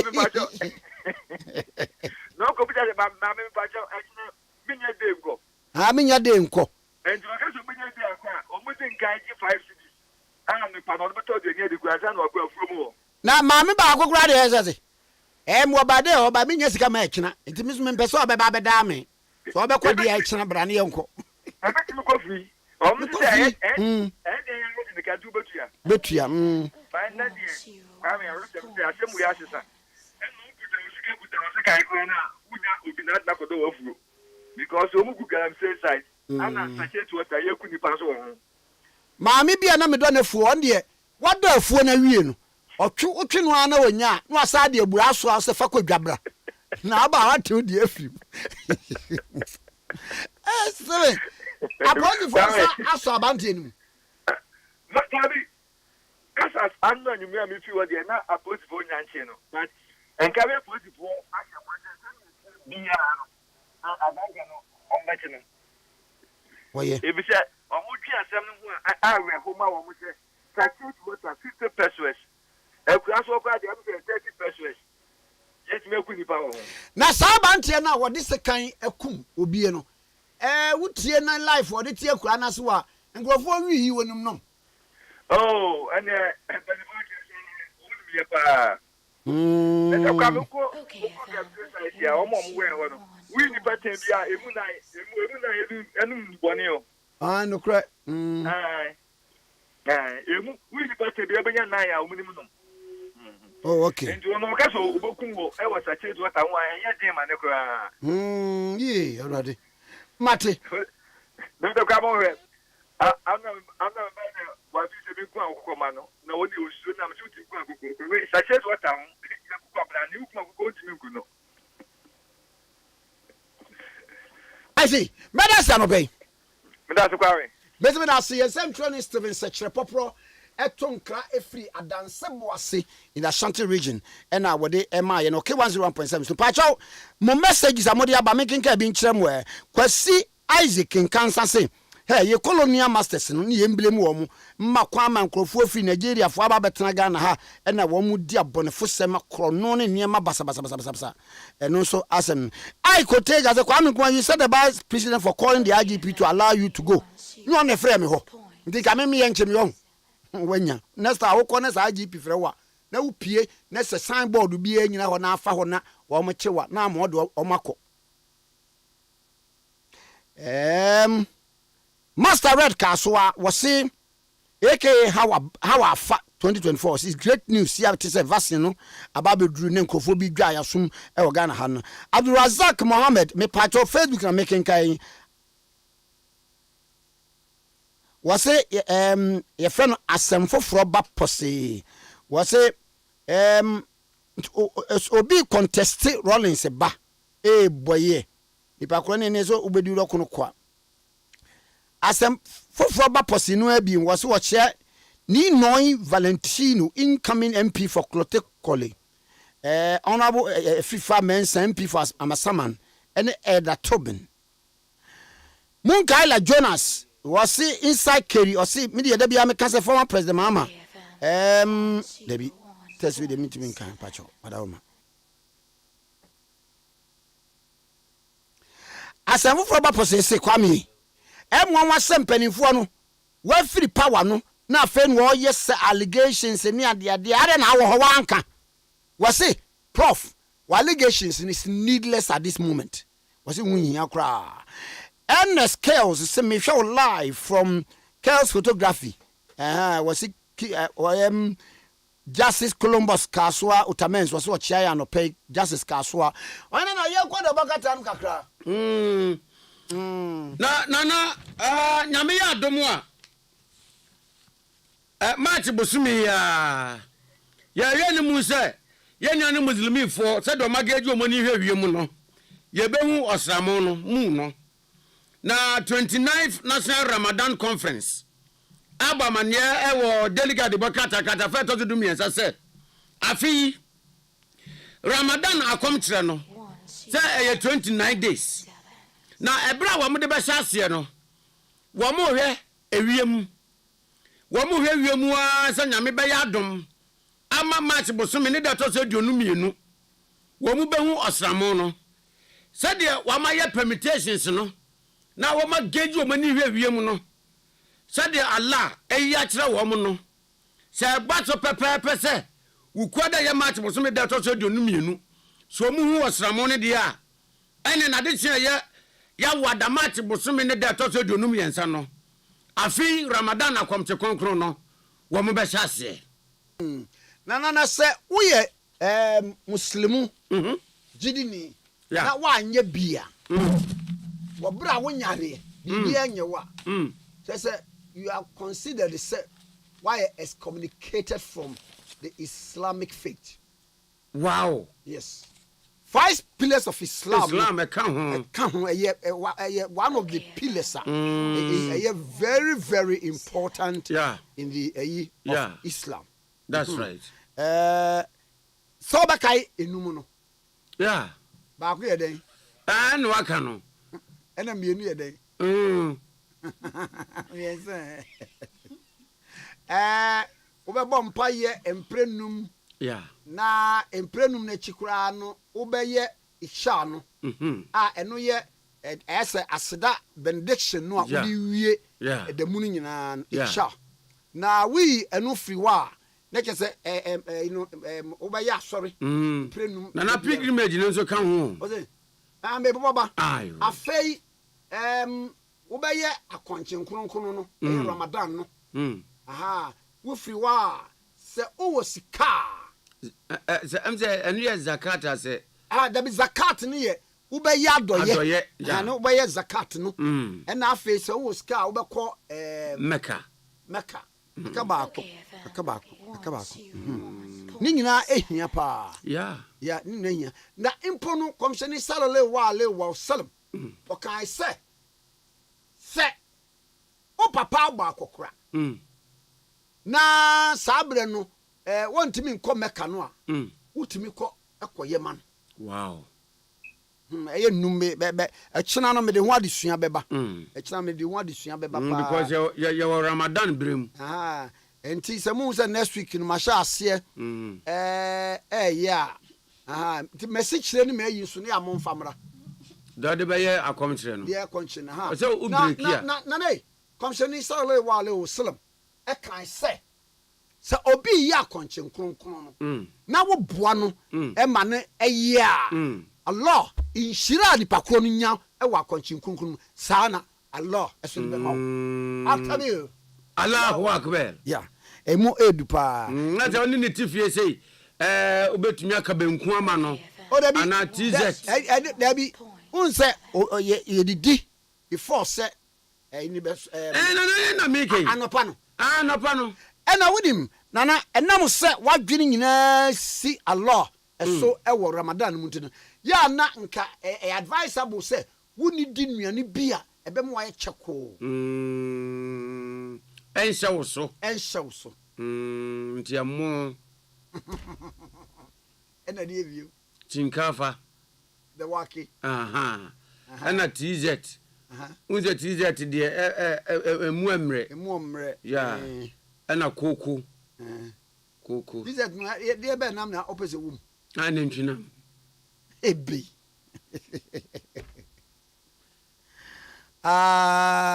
ena na would say akonche ya chemu 3 10 days first 10 days no boniface second day no what they asre we not third day the last 10 days no what they asre in sharafi Allah. Wow. Say here pa ba me go mesa ba nche me da say me woni me nkra modin pa o ma ye free me so Muftar awal ya mo kana awal awal Muftar awal Muftar awal sanete pepe lawyer Godwin digital makule aid ma His Excellency John Dramani Mahama me ne ntwetwe enkomo. Good morning law. Good morning, Lord. Good morning. That is saying. Namina Dumo, Pachona also. Boko, and then I mean, say, is about the 80th time. Former chairman, Yero for some of Echo Court. Now, no be me saying we are see open defense as a day when they Kwakubuahin. They say, as some more common, I could say. So, like, what put you out brilliantly, there had been an order by the judge. The Echo and is a prosecution case, the offer no submission of no case. Into judge in later ordinary ruling added by the two guys so on person here the analysis of the evidence at this point.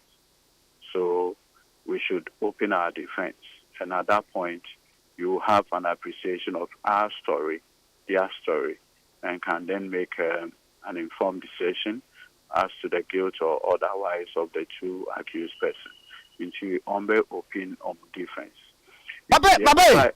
Me pato boy en womrem kakra me accused in the case and now say me mfa sa accused in the case and na mabai me no say me na me a defendant oh sir you are still the accused person. I'm still the accused person. Yes. And issue no nigga say the republic versus Euro for example say in civil matter and can be to plaintiff and defendant exactly. But I criminal in nature, and they may accused. We are accused throughout the case. Throughout the case. What I say. Okay. Into Siana, I say the Republic versus the Attorney General in the criminal charges at the upper bowl, and the whole idea, and then they say criminal prosecution is at the instance of my money in Ghana for you know the quail do no at the bowl. Into now share and the Republic versus whoever the accused person is. Okay. Na ebasa na just ya bo me kwadu. Yes, sir. Na me bill of indictment ni nyama nyina wo ho. No, we need a summary trial. One will say okay. Yeah, the issue of bill of indictment comes if it's an indictable offense. Offense. If you are a murder. It will go through the FN committal proceedings. At the magistrate court. The magistrate or district court. District court, okay. It's committal proceedings now. We are. We say the abano. Then you now go onto the full trial. Which is the prima facie. Yes, into number several, the bill of indictment, the summary of the evidence against you, documents that the prosecution will be relying on in the case, among other things. That's different when the trial is summarily done. Okay. In this case, it's a summary trial. Wow. Into their prosecution, they'll start calling their witnesses, nothing more, nothing else. Prosecution witnesses, no. But just a sad case when witness in this manner, no. Yeah, no, I'm from free. So in this particular case, no, who were the witnesses? Omokofa, Obi, or linguistics. But what I say, added by because Senaya can kasem. Like it be onipano. So in the specific case of Kwekubuahi, or call Adum FM, and Oko Kasai, a Cree language. Somebody must translate it into English. And the translator will need to come to court and tell the court what the original document or item or record your voice and why that particular translation and not another translation. All those matters will be subjected to the other friend or cross-examination. And it's important, say, you see, in this particular matter, it's a speech offense. So, you say, chairman, Akubu Obi, Akoyu Obi, we be an yakayaka, de be an dabi, a speech offense, Kasa, Yasuaka Obi. What I say? You need somebody of Beba, and then the investigator now or investigating case, he will come. And you know, it will interest you to know, say, as part of where you know, almost the voices at the call Israel. na Israel for omo titwi kasa. The English portion, you know, omo de call Israel. Ekoye there almost say forensic voice analysis and what have you, and then there is a report to that effect. So well, I don't know what the prosecution strategy is, but almost they decided to go to Israel.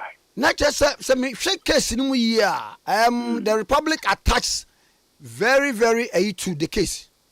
Possibly for them to even go to Israel there. Yeah. Now we say I do my fan worker. Na imremu se kase obi open defense my addition kakra na me be kase the entire mini for anade. Okay, so one who say in the criminal trial or the criminal prosecution processes, the burden to prove the guilt or otherwise of the accused person relies solely on the prosecution. But what I say, in the prosecution of a court, no assemble the witnesses. Offense be what the FN elements. Into no prosecution, then the witnesses at the Beba will prove the essential element of the offense. Under the Criminal Procedure Act, Act 30, accused person have statutory rights to make the FN a submission of no case. And Brown says when the accused person makes that way now, the judge must do what is called an evaluation. So, for instance, accused person via cross-examination of prosecution witness. The responsibility of an accused person in the criminal trial is to raise a reasonable doubt. But is to raise a reasonable doubt. And that is why we have the constitutional threshold or say the guilt, unless admitted, it must be proved beyond reasonable doubt. Beyond reasonable doubt. And anything other than that inures to the benefit of the accused. So every doubt is resolved in favor of the accused. Okay, yeah. In the accused person on your bar, they raise gaps in the case of the prosecution. For instance, through cross-examination, obey-me prove an essential element of the offense is missing. But because just by way of education, recently, now the many clients be the court, and you're charged for defrauding by false pretense. But what I say, how much charging is we're defrauding this business person, blah, blah, blah. So, under cross examination, and I mentioned me beside and say, before better assassin or your search, or say, Nam so, or your search, no why, or say, Lands Commission. Nam so, crash search reports, no, or say, Nam so, search reports in the chair, and they say, or say, search reports in the chair, and they so. Assassin of a client at the I'm so okay. And I'm saying these search reports are here and saying yeah, clients in a year search reports no man or say no correct or no understand the coye. And I'm saying so it is on the basis of the search report in all years or better assassin or say and I'm so okay. Into one me and because you are charging it for defrauding by false pretense. And the essential element of the offense will be that at the time when you find Babetro assassin, or can say me chena, a 10 hours saying you're not correct. Assemble and I'm a client a chen, or chen is all assassin or tom. And the search reports are here from an official source also indicates assassin here. Such a problem be bar. Unless Ubet me demonstrate say such report was done fraudulently. How are you going to succeed? So at the end, judges on this note, I want to make a submission of no case. Not judge no so on me agree because an essential element of the offense has not been proven. So statement now will make it and was at the barest minimum force. May I say 77 parcels of cocaine that go on by a chain one more echo appeal. the idea na ewo mu a e ma ye di timi jeli Tagore Kwabena menini say yes 77 passes of cocaine. It in the council no bisa say idea no kra na ma jeli me client no ho no e No, I know crowd. One who say no crowd. No, a bit more different. One who say in the Tagore case, Omoko fa Professor Kofi Ejekum. So no. Yeah. Openi Ejekum. Openi Ejekum as a prosecution witness. So me and Krofo, there were two linguistic experts on mobile. Oh, okay. Professor French, if you are broadly, and our Professor Kofi Ejekum. Remember, say. In the case of Tagore, Obi and Hukrazu was so cocaine. The only basis of Mudijina so a audio recording, so Kaisa audio recording good. And an audio recording also no more Kasa. Oh, yeah, Shania Mano, blah blah blah. It's almost fair Professor Kofi Ejekum and be a witness. Emma no can say Sania Mano, Omu Yuzi, no, quote unquote, drugs.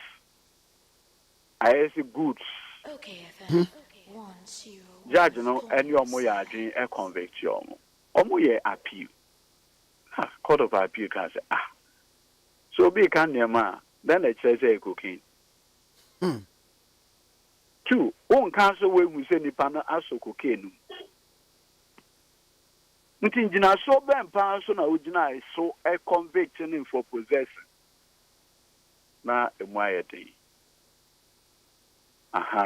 You know, those are the things. So it means that there has been serious doubt raised by the defense as far as the matter is concerned.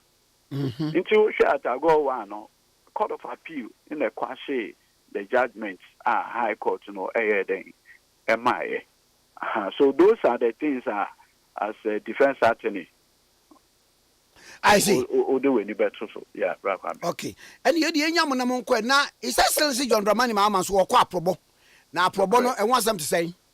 Okay. Nyame adom. Ade why Bono regions and then Nyame adom obeye Sunyani East and Sunyani West Uzbek hotel.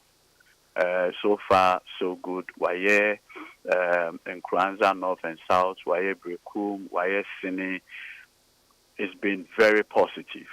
Kwame, it's been very, very positive. Now, on the campaign platform, we're responding to a few issues. For instance, Kwame, idea can say, Sebio, Akufo-Addo, Bawumia, Amamwe, they have been very reckless in their borrowing. NSA, Omoyuzi, Abain, Esika. Nanado Dankwa Akufo-Addo at the State of the Nation address or Negana 4 and Yaji. And then Ade John Dramani Mahama can say, Sebio, we pay a public debt from 120 billion Ghana cedis, 2016 December.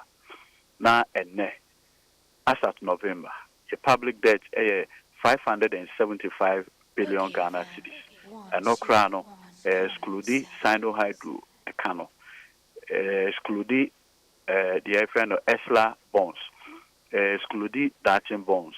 And other bonds, including Nina Kanwa, now Ghana a car is over 600 billion from 122, 120. And so I say, in opposition, Dr. Mahmoud Bawumia, now the air no Kakran, they say, why you or Bank of Canada? Now Ghana has cried Yesika El Hono. Now the Danko Kufado cried the air, now the Okan, they say, Yetisikaso, ni April. Na Ghana I am Obododo, the I am Obokradodo.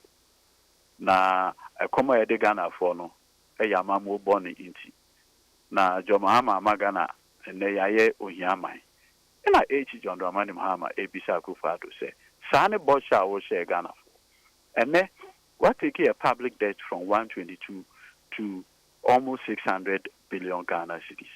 If this is not recklessness, what else is it? Or Sisi Canons no one spending it recklessly. Well, Kwame, look at COVID-19 Sika. 33 billion in a buy. 33 billion within 1 year. Kwame. And now I can say, Sika saying in Akufo-Addo FE IMF 3 billion. When we say at that exchange rate, that 33 billion was in excess of $3 billion just within a year. Such can wait the answer.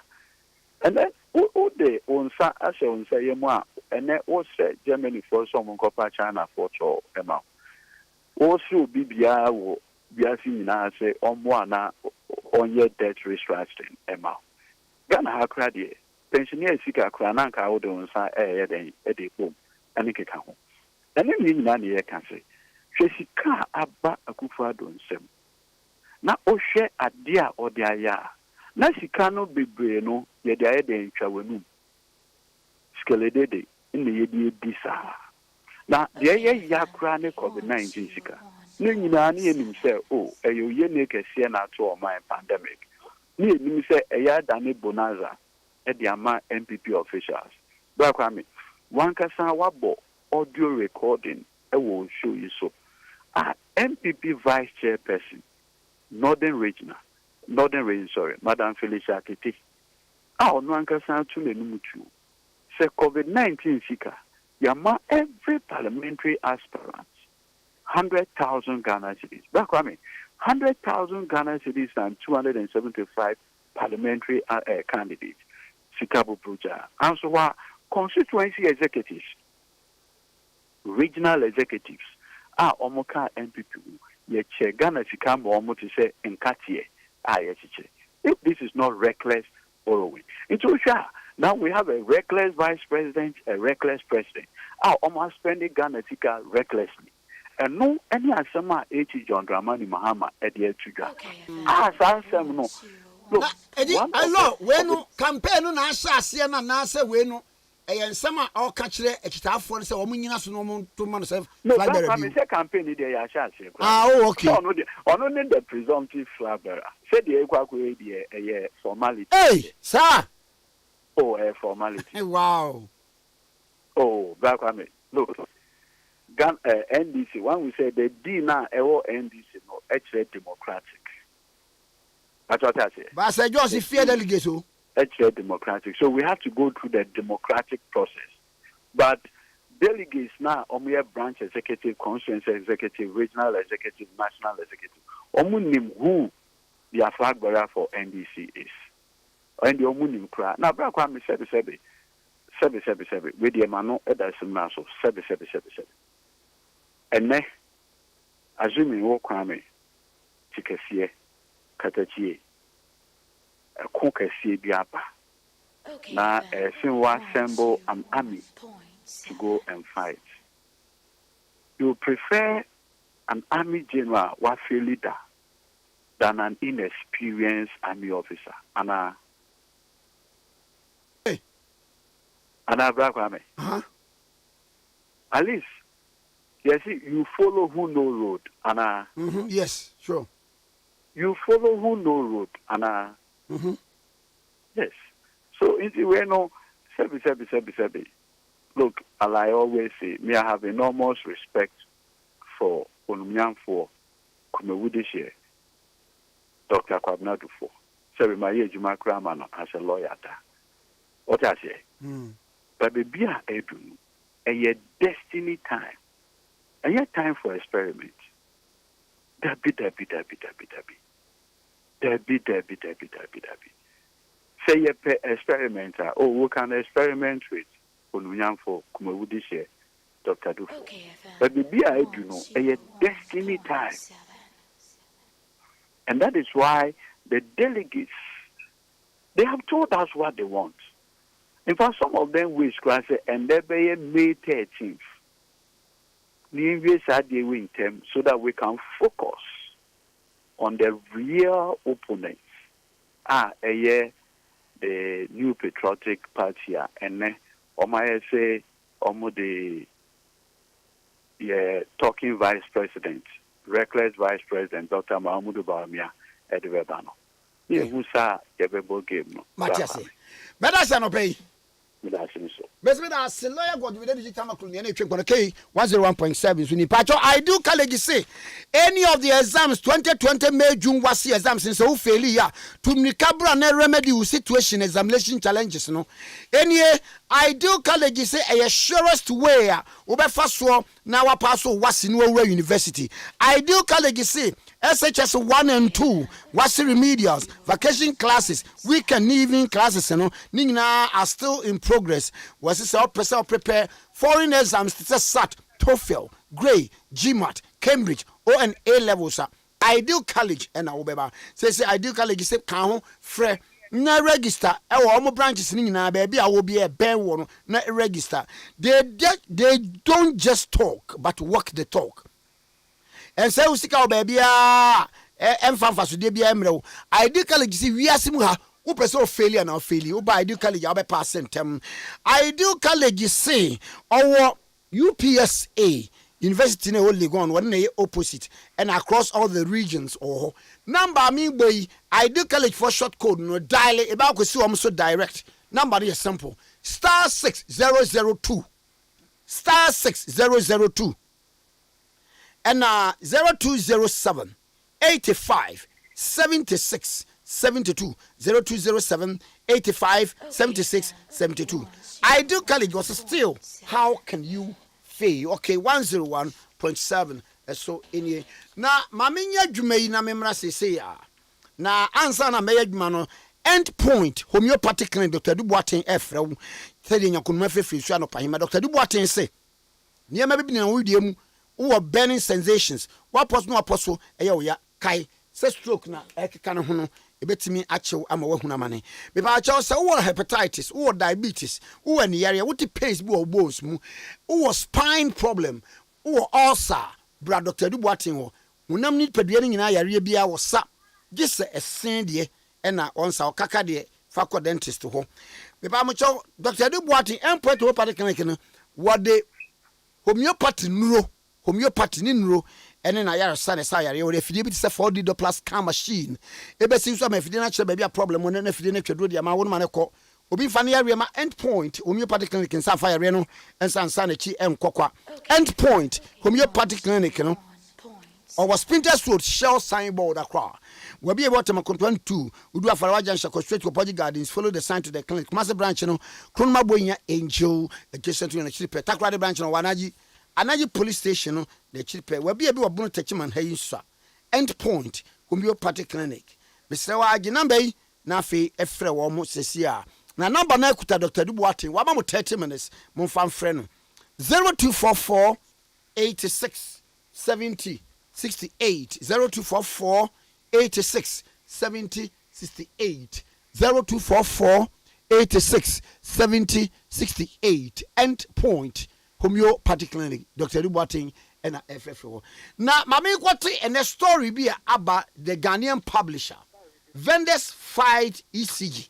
Now one more eton let's see credit edema yemi edikogu meter so no one more ewo and tantambi na efade be ho yesefa quarter hike na yani ye maame Jimama no kind Hansen naughty entry enkomo ECG vendor maame Jimama me mo achi pacho mejo so na boko de pacho boko jami adom na ede ni quarter hike aba mo ni ECG ntemu a esen tawtawdie abai asem na sen sen pacho am say previously nanka ye talk quota 2000 cedis but minimum but am say 50 last year and no corona mo yet so mo pese o mo increase o mo ni discuss by yet one from him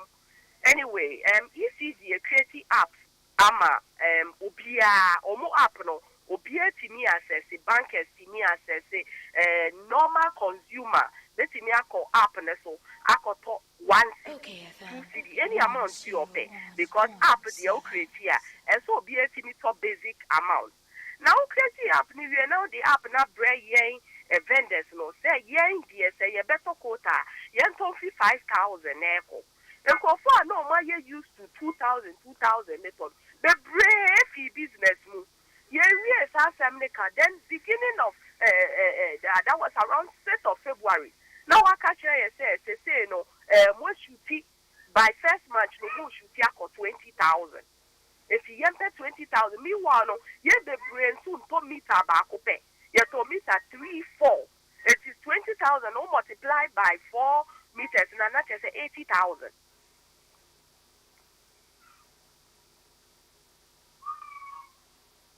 Pacho, what in the American I say? Hello? Hello? Hello? Okay, FM. Hello? 101.7. Mommy. Pacho meet you. Aha. Pacho meet you. Problem a what sa quota hike hu any say pamu pa no any say. Pacho I know American say increments no more diabano. A draw so my and Jodo. And notice all Maya was from 2nd February to March. What am I saying? Say you pay 20,000. 20,000 is when you meet about penny yeto. Yeto meters versus 3 and a 4. It's not just 80,000 no. Say sikano. Mo de koma wo mo to ho. Ana e bibia omo je to ho. Ana wo mo say. Pacho send ya me church mu no o ma create app. App no o ma create no. E say wo load you mobile money wallet. Now what they start 20,000 what for so. But the same app no why any available the ama customers consumer no. It's consumer no so betimi alcohol akoto 1 CD was so. It is a make cost 20,000 go 4 meters in so. E na make cost man and make man at what price? Acho what am I saying? Me tio pa.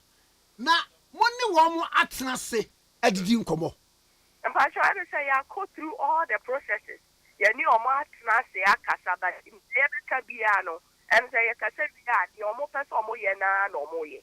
Oh, you know, na fact ya e be affect yen consumers ni yen a ye beto free mo ho no enso ne say. Pacho say and only say no ye 20,000 no crown fan ko to bebre atu mo shop mo fit last week.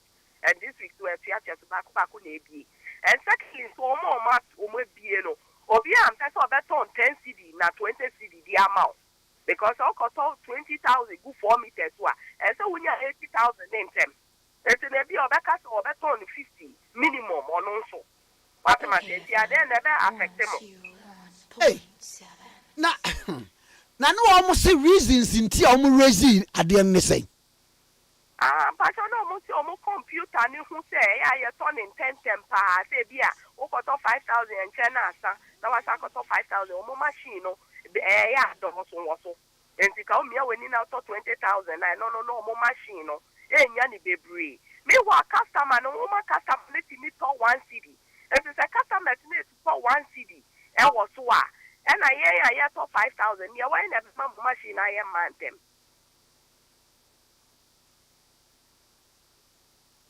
I see. Na mo ka wo mo so wo nya ho hwi ene mo sate toto mo shop mu na se mo tutu ma yese ye beto aye na sum mu sei be se me kura hwe ma ye nkwan ahye me fridge mu me ba na mo tuma na me ye masem sei say no na make say at the end of the day no sika no obi ani sika or the very running business into ukofa na say loan na ukofa loan na customer no beto no so wo app obetimi atọ so a obeboka at the end of the day no obeboka and so at the end of the day no this year too ko si time omo betimi reconsider omo decisions na maye ma me ne ye hwe ne a ebesie na wo mama mo time bi a ye momfa timelines bi a momfa ntuasa enko app no so actually na take effect dada start say last week they say no 5,000 and yeah possible beyond just 20,000 and the yama is breathing space in pool. I was thinking you are out of business. Oh sorry now 20,000 you're out of business no. One more the catch them say okay yeah ba implement way yeah the price in because say and sana one more yeah na say and check na one more implement this idea. Okay, tell you make no papa tell you start say no na 2,000 minimum. What am I saying? 2,000 no or more the back of 5,000 or more in the start free. Obeko app no so na than 5,000. And you know, in Kofo be out of surprise, almost only out of business. But what matter? And you know, 5,000 no, you stabilize it, or more kakra, or mutimi put it together, that's 20,000 for 4 meters, no. Almost to stable. No, mama, notice on the 2nd of February, say effective 1st March, no, cost 20,000 for each meter. Now, when you're sure, say, Ghana for the minimum subanyo. Says I want my company be a almost one bet to me. I yen in auntie, and you push it 20 anymore, and I jam a company. Papa, no, dear, mean to me. Would you, Papa, not Jim Bonio, and any panye? May mean to then I make I say, BB, I saw money. What am I here? Because yeah, too much together and say, BB, want to mean you see force me, and pushy out of business, just like that. Because machines are here, they running in Konya, I have to place and I have set up, no, investments are here most of the Mammy Monka Frawati. Now, why, Mamma, apart from says it, next action is saying, Patron say, no, yeah, most times I say, yeah, and I am saying for no better that your next line of action I ain't taking. For now, the meaning to me, but share and saying for name. Say after all this, no, the BB change, yeah, no better any. But my tissue say, yes, some percent, Moya, dear be say. Okay, Munina mobile tum. So that Obia, a corners where yak a credit in Libya. No, I'm the pressure about so for them to come to the round table again. Patro, I know the Assembly America, no, a be I am saying for no Adrian Hosa, but only in discussing your move. And you know, you're better the way a line of action, yeah, almost take it near Juma, then the next line of action, or money ever communicating, you who senior, yeah, they know. Okay. Mammy Jimama no kind Hansen naughty, ye bedasi and pay. Why? Patro, you. BB and a doom come on, medasi. Bye bye. Patro, you. Bye bye.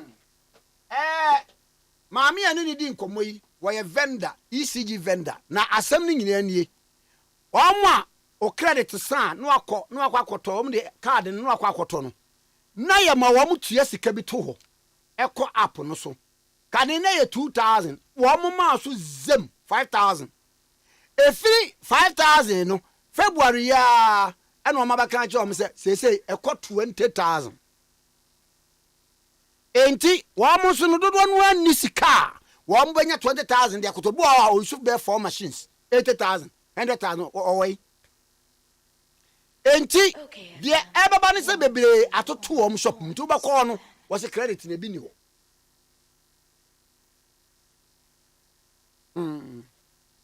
Asama eba no na effect no e we yen Ghana force media makan se enye plan bi na wo se okay yenye ne saa ye ne saa wi a se ne unya na afi media ma ameya na ameya company limited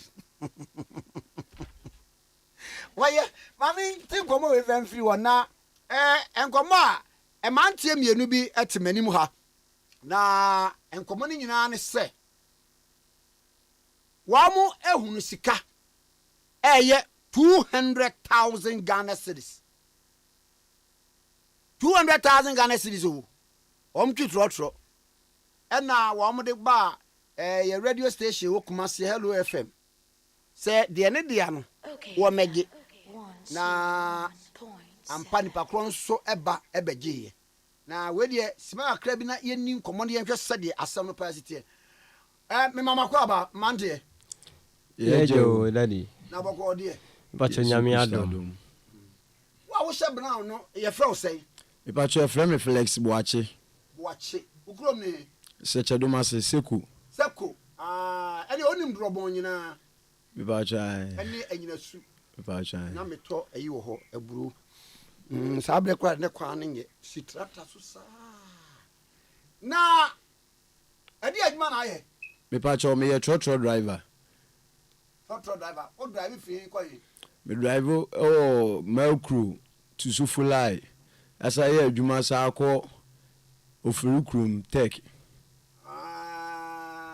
Muna mulodu tekodium na mabata kwa blema makru tawe makru so for lie me pa chai masa jina na yenko okay na ba jo so ye fro say me pa chai ye frame Emmanuel de Emmanuel Opoku Asamwa ha uzu krom ne me pa chai me free man so musiaso me pa chai ha ene kra di ho nkomo ukrom abante bi ho wonyenyenyenyenyenyenyenye de se kan wo obi akun ye penachi ne kura yinyam we na de atie a nenam tv so ne ade ne se obi gia ne sika wo kan mu a mode ekoma na wo kan na ye de ewu me pa cho me so me driver ni me pa chai aha na emu wan na scan e be kan ne kan mu ja me pa cho yemienu na yede ka ne ye adwuma ye drivers for mienu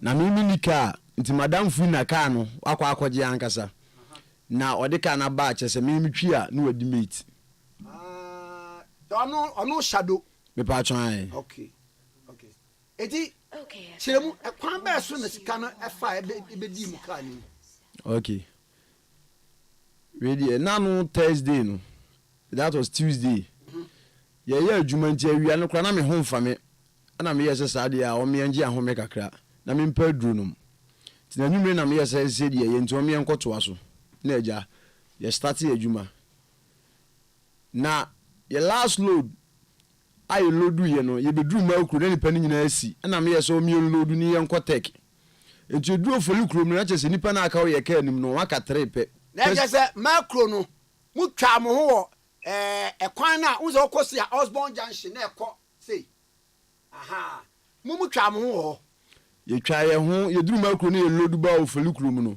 ye duru rains no so ne ye fa ekwan bi da akire obepie ofelikrum station ayo na wo kan STC no yes STC kwan no ai wadu railways baby a maame no ton de hu no wo fa left aha ena ye fa akire obepie ofelikrum station ntimi ye nam se saade nipa tre na aka ne de omo no so nti onko pete ka emo omo nti madam feed nipa mi ensa ni ye ne se maame wo emu nsimfuru we why me pa chai ultimate pempa no krepa daddy said ya o kan kire se adwuma no nim na ni so nti eja madam feed su de nipa mi ensa atwa akwam na said ye trotro adwuma no sitie no nya ka ema passengers na na edi se obeje omo ho aba o ka ho ade so wapeka amu ansa enti na aka me nko ana metika anim enti no metu mani hwe manim no mahu se obi atu bibi free kam abeto manim o maboa bola no so station o bus stop o enti me kura na me feel se bia e bola enti asema me bi auto free hi e free kam ai kan di speed e free Accra e twam abesna ko stadium a e chese o twam di akọ ayi honom okofa asafo enti misuma paki o bus stop on ma chese nipa ne nam hono ma ne ade nsuofuo nyina but ba bia mi wani mu kakra ti mu yansa na fresh mani su sa metu mani na chese ye ka na etwam ade ne frim na ade ready ti bola no so ben ba bia ade ne koto e nam na wo krom se na wo to bola ato asema me kan ya no no enti mi de metika ni ma na ja madam fu wo nim se kashe pa na da ho nim se scan wo timiti kai mu an madam fi ba enti oba na obegina aka no so na ka bi firi Accra begina ya chi a obeyi passengers enti nko okoka no ho na me yese boy ade ye da ho die loading boys ne ba ko so de na aboba ade na sanka boy ne fa ye kra ade anka mintimi nko busa ko ade na nya media ka mintimi sini ne nko ko se na no so nim live bi e wo sa ade ni e wo sa ade ni okay to ade na pre ni se na no otwam be fa me kan no ko e enti me na me ka se madam fi nko fa politin no no hwa ade kure wum.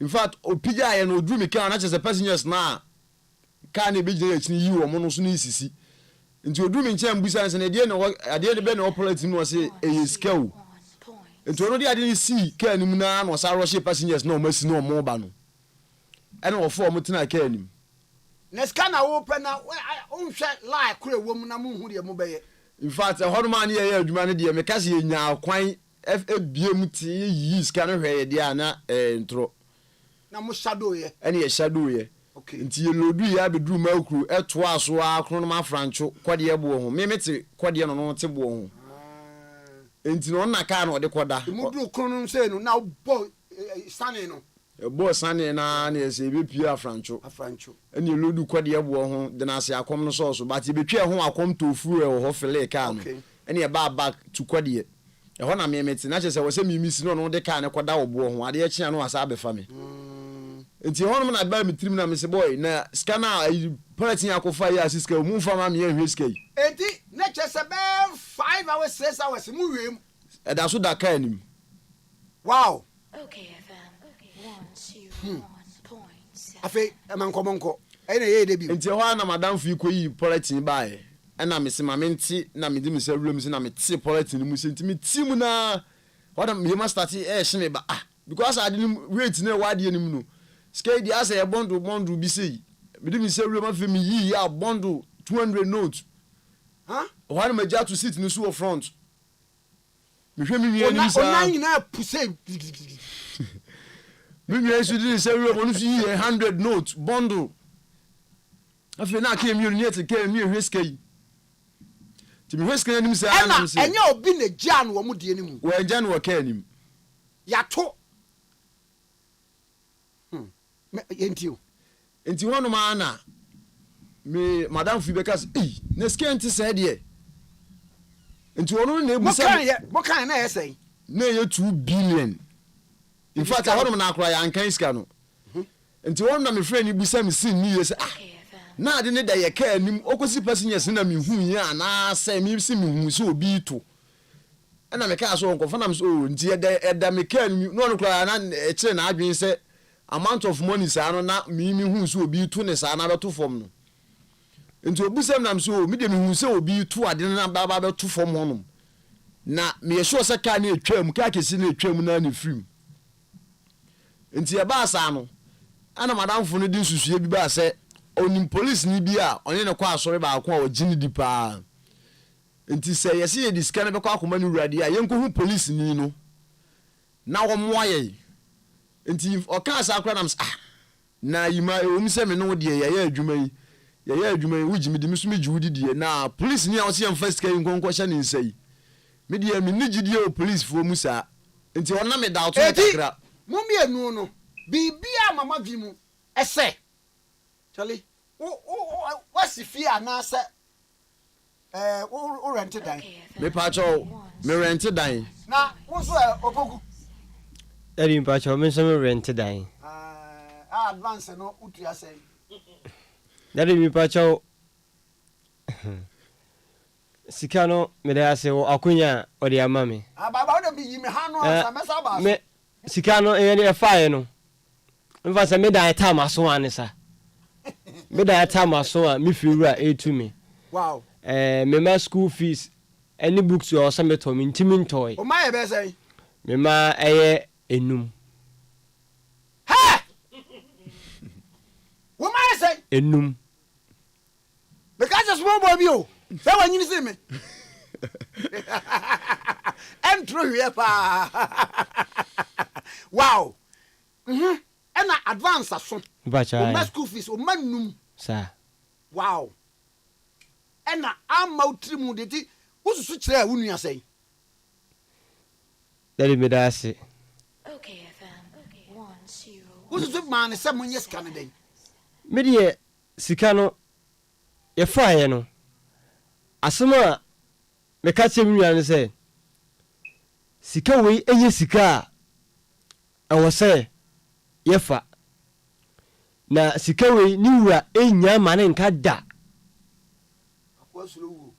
sikawe ni wura enya mane nka da efise sika na ebedu ye nchen eye sika edosu ye papa enti se ye adwen se erefa ni wura enya mane nka na wahwe so wo yanyun so obedi a wonche sika so ni nwie no wawu enti meka chem nwan se sikane de se ne tie bia no ye mpeni wura na ye fa na de ye de enkoma no enti se ne minwa ndi kaka ne madamfo police ni ba ko ana wo madamfo odifo Gebra enti anadwo no na mefrɛ ɔmo nyinaa ɛna ɔmo bae ɛna yɛ check sika no enti yɛ check sika no yɛkura sika no yɛfa ne enum ano enti ɔmo bae yɛ check sika no ansa ne yɛbɛhu sɛ sika no yɛ 2 billion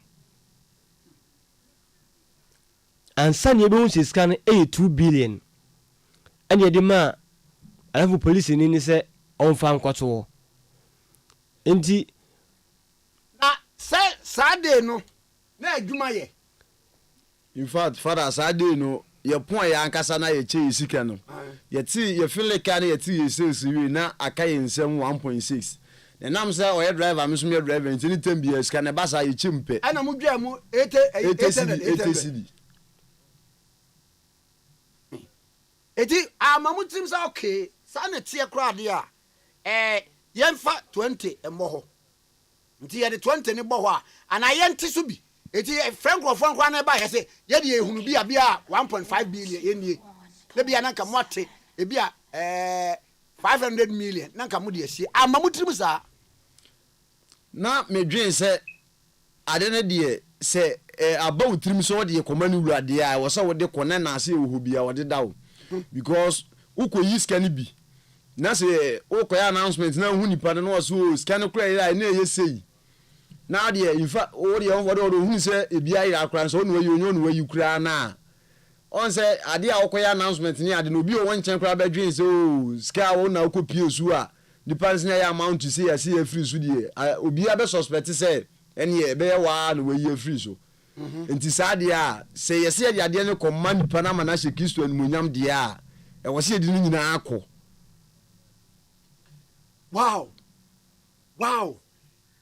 another question mba to kwa sorry me pa cho me call prayer of Zion Church International evangelist Akosi Ewu asori oh okay and also sorry the say me pa cho me call True Faith Church International pa cho True Faith Church International yo kwade me pa cho True Faith enu nye gidi me pa cho enu ne gidi me pa cho amfa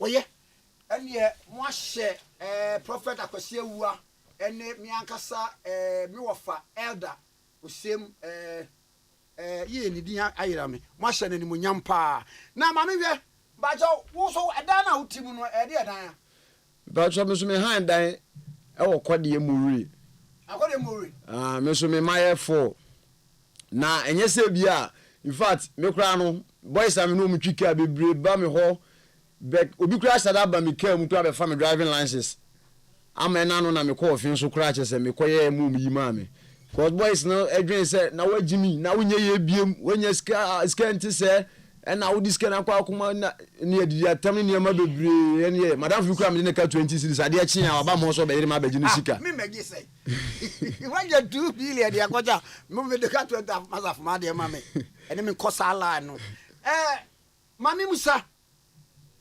ebra sika no muri ma police ni koto ho de receive you this kind of police ni koto ho no me de na ono na ye na danfo ne kwa so ntentam bia no na me frɛ no busa so police ni na frɛ manager bi wo Hello FM Mr. Samson Kenya meche manager nyankopɔ hira ne pa wa frɛ ne de ato nanim am wa ya announcement na nipa bebre aba ho no mo be kyerɛkyerɛ so musika ayira ebi ye banks ebi ye sei but ni nyina mu no bi aba figure na obebo di ni kura ni nuru ska no ebi nkura obi won mo hye da ba mo ba mo si musika bi says no mo ati mu say plan but no mu fi mo bi say ye sei obebo no na nuru enti no be 3 days ana manager no police ni baba before say obeto aso no ama otiri mu say nyankopon wo hwe de way aboachi ni poku de wa musi bra wo ma 4 wo ma 5 etie ne me awurade me nya nsanchenie be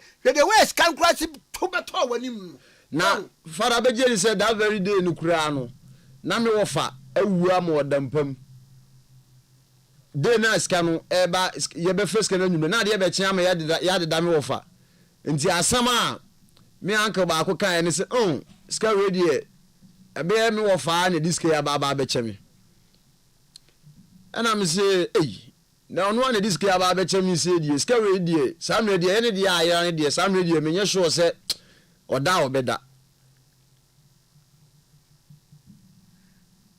na onim se oda wonna sa enti me free police ni na o ka share me se omo ya announcement ni nipa ba ho eko we ba say ba finally guy bia ba ma through investigation no omo hu se ska no e be ya guy ni die because na omo chire mi se bank kro na the people abubo ska no ho no wa bo bank ni dim abo amount kro yiye that very day no kro yi ska blue 2 billion oso yi 3 billion and what they 1 billion ma ni uncle bi na no di 2 billion no or the blow bi ofulu chrome station wa friend pa ko so megina ho ntwen no oduru ha o de be ma no instead of so oduru no ko be maka na gina no and oduru ho 2 ska no wase ye dey wase o yi ska 3 billion o ye dey or the 1 billion e ma na uncle and o di 2 billion ni ble obi nipa na also di ska na bre no di 2 billion ni bre na mo no so distribute ska na mankofo bi mo mo di atoto scraps ska na anka sa nya ono ane dia o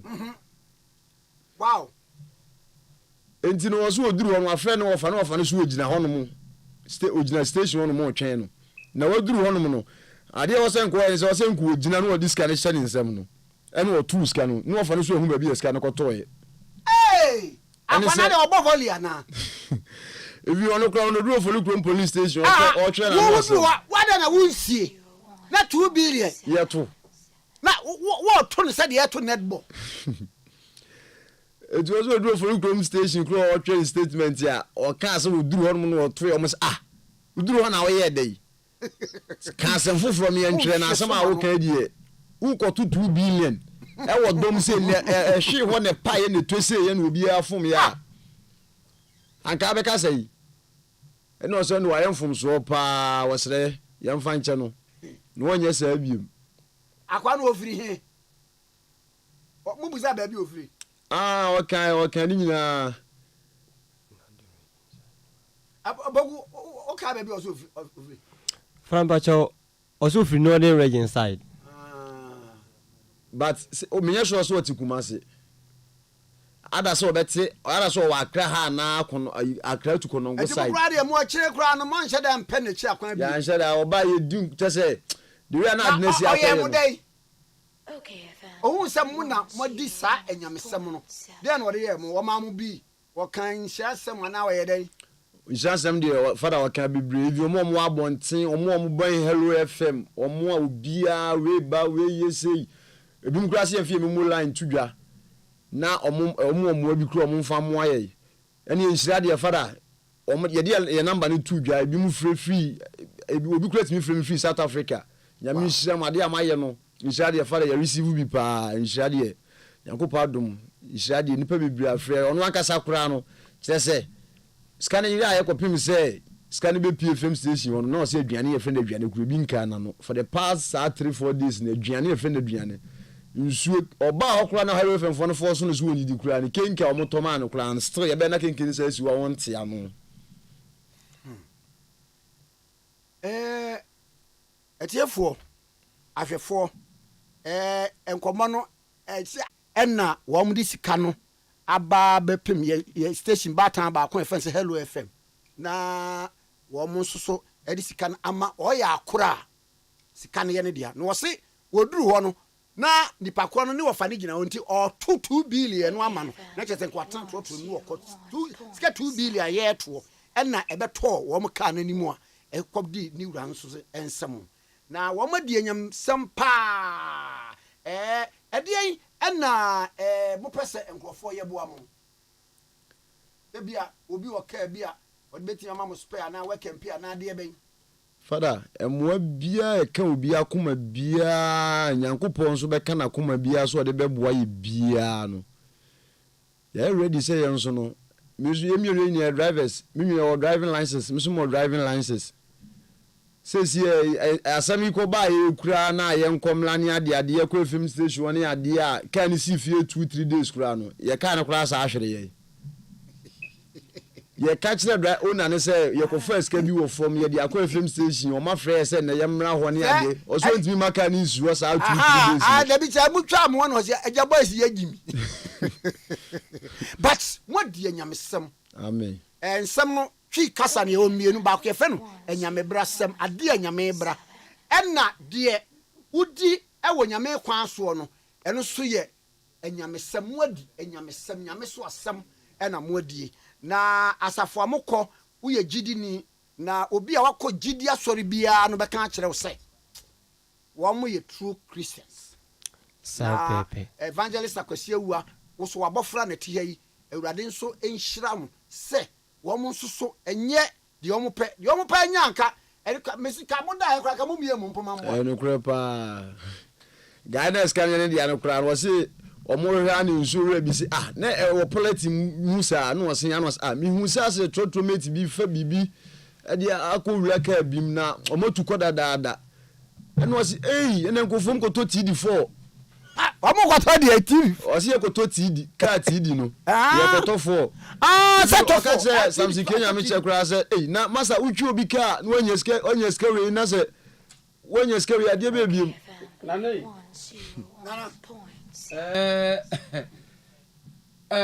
nana enti skano nyese bia nipa ne befo wo mo ka no oja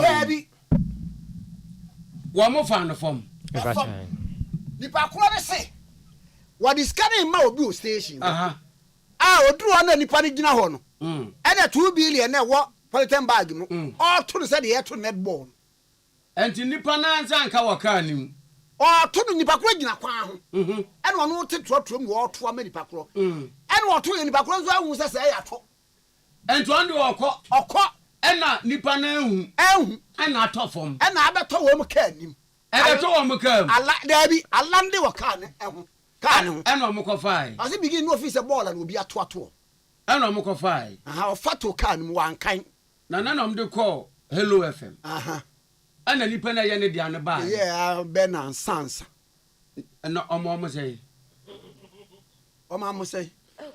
okay oma madam fee 5,000 ma me 5,000 out of 2 billion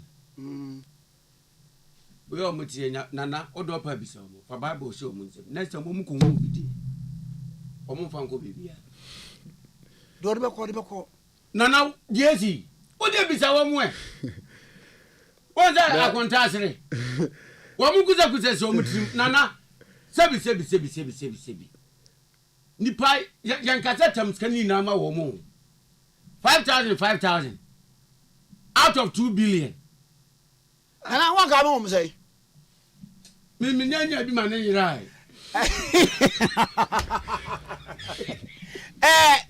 obi si wonu a ayiwa wonua ayi opani aduomi o si oti adwamu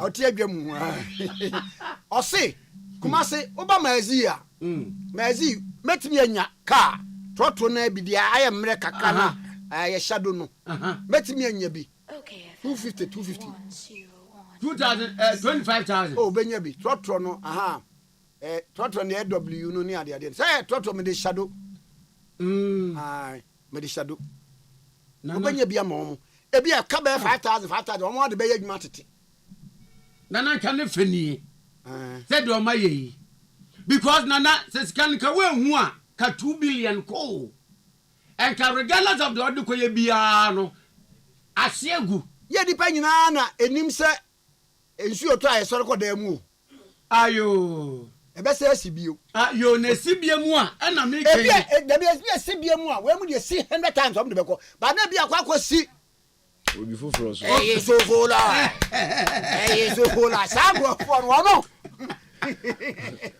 Oscar Caro mo como se ofolu krom pan scary ato asa folkrom no ofolu krom na kro okra yeteta wa beje fru so aragaja shi folkrom tek seriously yebo emrante yabaso pao o ma yanyame so ade papa we nyame ntumu a wuntumi nya de o ma yi but at least 5,000 nipa na ye bidie but the mutuza na nanka obetumi aye mo ana make say yanka say 2 billion no say komu no man fan kwa enka whatever project o de koye no enka council do Jesus san ko pabiem tinka ahre no entu ewanya no wo de fa ne say sika no ekoto baby no wo bie yibi ama de akanie nanka wo de opa na bisa wo mo mobojeso do de ma mo ade damas na mobojeso pa mo you okay because when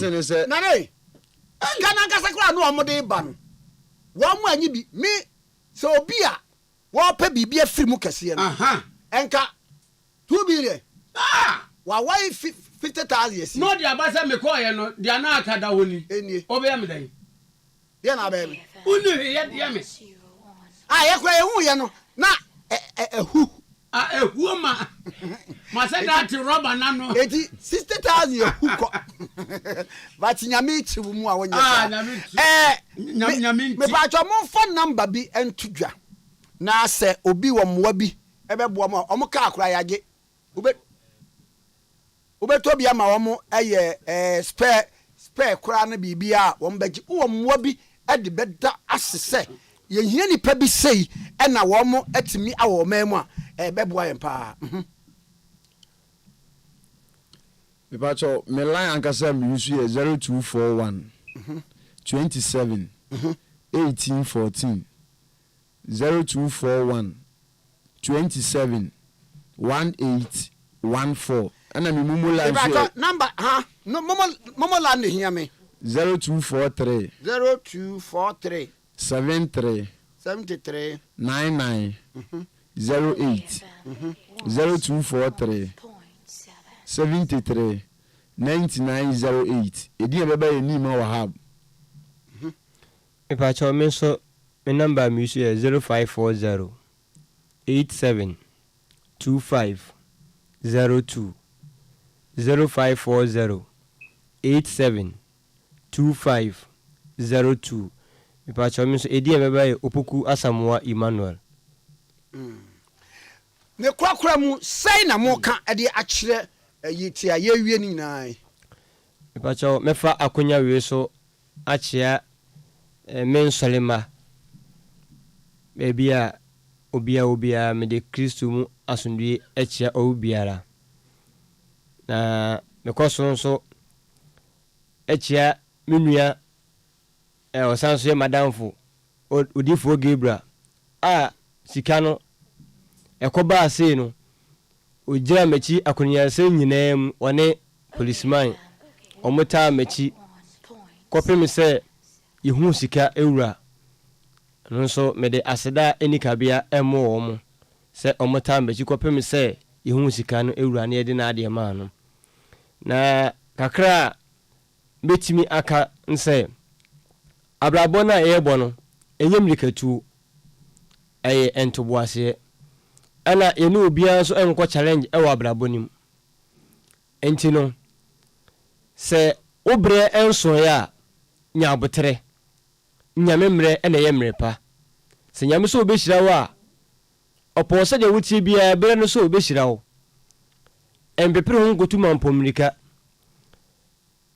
enkoye se wodie wankasa befa kwan bia wo peso na wodi ayi nya abotre na twa Ewurade na Ewurade hyira wo a eno na ye enhyira eye papa wobetimi edi akwa wiye enkotuma mpomrika na ankwanko awiye na ankwanko ye owuo ama meso kakra metimi aka no no gidifo de na eye homeda no bonse na ya madwem so onyame amama wodi boni kure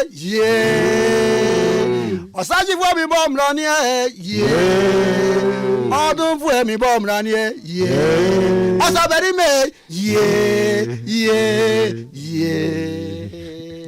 minimu sanku ye ni ebo eja wo so sa na wo ka na wo de atwato okay mede obi bia ase ene akwanya amode amame de ri kan mede adwuma mpanyufo nyina ase fada nyini panyina na be de wo kura wayi ade pa madam papa nso ase na madam hello FM manager Samson Kenya meche papa nyame hirawo na afi madam sofu panyi evangelist akwasi awu anso ase ewo nkyekere ade bia o ka kire ye so nyame nsem hira ne mu nipa ye odefo no bledwuma de onfa bi nka ho ebeka ne se skane de minamfofo a omo akra ha de mo na omo frem akra ha eba kumase ne de obi no mo ka bembuosi mo bi ahye mi nkran edam ebom abaso kama na me omo am no mo kumase ne mum ana dodo na di matem keka do mo penso no enye hwe wiase de even though ye de koye kra no se scan se ni se o ma ye hwe kra na ye fa ne se yankopie fa se de yankonya hwe still na se nam ho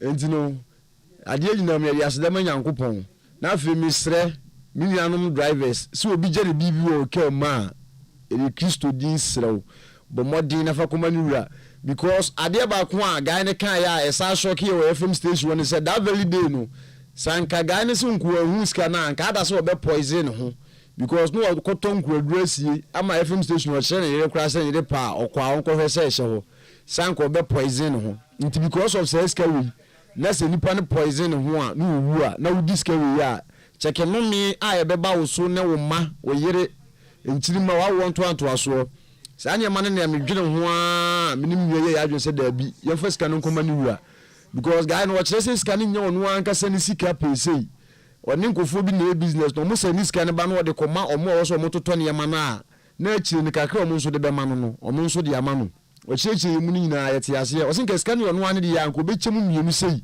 e de half amaye entino de yakoba ye no kakra wo de ma ye no yenso ye giye yenso ye danase kama entino meda obi bia ase minyanum drivers si enfanya misuru enye ye adwuma no na asase so ye de ya be ye wu akini akonta bi so ho ma ye na mada obi bia ase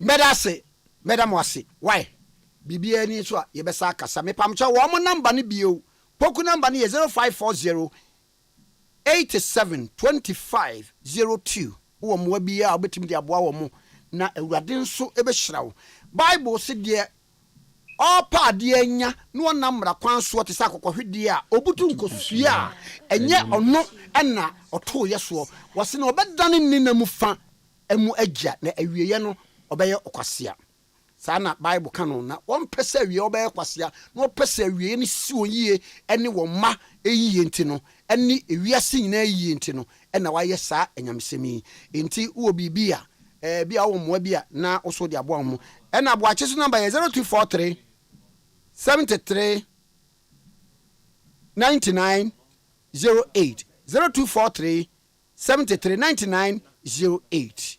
Okay, 101.7 so ni ya hu komiso ye commercial break ni asaba ye dem ase. Okay, FM. Okay. 101.7. Media bakwan di edi na bakwan di in fact ene di edi twam adwa ka no kure ebusuafo re bi di aba efre kurasa ba pa beka no kura ka da bi o yenya hoho bi ya wo fia ha what fi se ena bakwan wo hwe ni ne sene ene de ne sene chiehwam site no a ete se kurasa ba no a awo besra no wata de ba no bi o ene ne de wati neat palm nut extract ena media bo abenkwan sa neat palm nut extract ane abefefe de dirty apa wo kan wasemi eno bi na neat foods o ma chia gu chansi mu enti se dia mensa brekora wa benwo na fe na me kwa sai brakwa no abewoja so enko wo nkochi mefe ne nwa ho ena media ya benkwan ani steam oh na se neat foods e dia bekwan abade a ena no ato manfo bre so e bre do matibi so pa fi se abenkwan we ne ye gia daje enti se wonya neat palm nut extract a wo mrekora e sai ababri so ena ode aye na nam kitua bi mpo a wo banu nkwan atafre won sa neat palm extract anase neat abenkwan nia e deni se emu sham te se abenkwan ye nim dadaada no a ana so bie so nya dio wodo sa so mu wa hu na wa bie so wo mrekora neat palm nut extract oh kama dodo na oni bibi wo dia san kwan we pada wo di neat palm no bia be ya be kwan besro mi didi a obi aboprumu a wusumi ho oh wa so me am padi di sem bia FDA aji ejwedie nkrato yi atom one Ghana pet just one Ghana hello Mr. Shock absorb pepper bi mamio ana ode ma me for video call kra na me fa gonjon pin na wonji no ho nkyerɛ eya wa homa che anopa bia wo browse na wo ye course he we kuane bibi wo hwɛ tago sɛ ne kroma yɛ si no agro bɛ so ana afira no po una wunya Vodafone one Ghana promo om 20 minutes a wotimi de free network bia no na wo sanya data nkoa 1 gig afira no pa 5 o'clock kopem anopa 11:59 say bang aka wo bɛyɛ de sini say minua but star 530 hash na se wa grass obetimi a subscribe empen dudu obi a open yes plantain chips hey sister ma jiwe to Vodafone one Ghana band no vi ni enin komo ncha video calls anopa 5 o'clock Vodafone, further together. Ya menu Yamanwe ejaba boni di adwo ama wubi eti yamanu afa hin na mahwie fufuo ti ase dada menya wofo yi papa so ba fie ni anwie fufuo ya asam aba na so oben wadi fufuo edi mpreni ne mpresa da kro ba ye de ni ahwie fufuo a akode wo nwane adwo mo adwuma se me ne fie adwuma de mi ni fufuo kakra ba wo madie no ene wotu me twama da pasa aso wo kan na matire nyira wati ate na make am mebo a ebo de odi komum the sense ya de obra to otwa fufuo ai wo dwo mo pam na wo ma siu na wo timu aba na wo sadade na wo timfra kwada ne nyina tuatwa make say ya needful sadaroma wo bia mani ye pa ya wa yam body fufuo ne makani fufuo a wa ne powder wo de gu da kama ya yefra no needful fufuo a enya no bi na masori ba ntilizi kama me di ye yo sese bia ma me hwe oh e bia needful fufuo a ye kama say body fufuo ne mankan fufuo papa bi na wo kan say twan e posim na ede na me so kan so ancho simanu mpɛ no wawie no ahie wo kwa papa bi aguso betwese de ama mani kura age sa ne fufufura ho ama mkoto bi kura ba ne se de Ghana force pom fufuo no eno an wo ye nu enti se wo hwa fufuo won pampampa wodom ne we nu a wo ho susuna bia wom wo nso de body ne mankan fufuo papa bi eje nie eni afi na fufuo na afi na wo bedi pa ne se de wo bedi ne se ne wo fa mogyaduro ano pa wi ane anadwo a wo koda ne fufufura e wo wo fi a ani gye nko a FGA agi ejwedie nkratoi atom efiura me mo chi o fiura yeson machi o efiura me chia wonye so ewura enfa se mam so wati e ba fa se chia me mo yem no no won so pepe wa fi we die me pese oni fiura bekon efiura we die ye kwa sore bo ewura de mo kwa sore ye pompa ye ewura de ka so ho a wati e bi se wo ba hwa wa kraba kompo wunya onipa da sane timi koto this way chocolate drink no ne yire ne mma edi nsuo hie twabia nom anopa no wi a wasade bia hye fridge m wo mako school pon a wasan ba be yia nom eni mpore se ne nka ne twaso mu pa ende ye rekore ne fie wura beti ha anopa dio awia dio enumre dia mo no makodew mo mame na mu wi a ma soro akotra so ndem se ye kosum ya Bese na dia ya late nso miyanki kabinje fiera ya wi ya kwasere bo fate ke efiera wuti fia se light we no water bi oba wuntua bi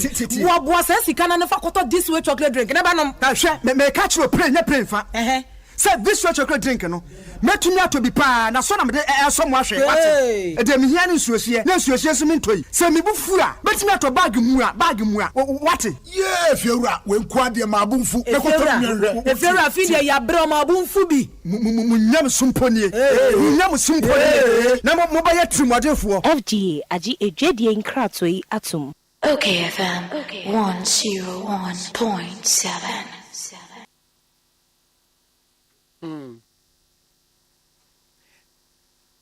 Onipa boni aye ka nana nyumbia be simtrimpa nana enyum bia be simtrim ni ne de ya me nana tosha papa mi di ewe eni boni aye yodi da ma sie ni odi pe ni aye se na ma ye eni sumi na so a min kan di ni nyina ma twedi ampan boni aye ga na boni aye ma ye ni sumi na ma ye ni sumi na bebe tia na ma ye ni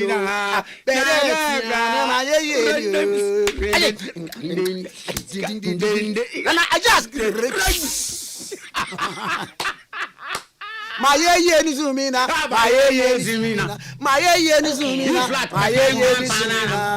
bedatia ene my ye ting Bonipa boni aye ka da bi my ye boni aye kaye ene me dia kaye papa mi di ma wi eni boni aye oni pe ni aye my ye bia ma se dem my ye eni sumina sa min ka wi mi di na ma so dia boni aye ga da banana boni aye Debbie now be no kayo. Anyway, try microphone too. Okay, from band in here. Ade Akye Abia live band. Yeah, the back competition there has.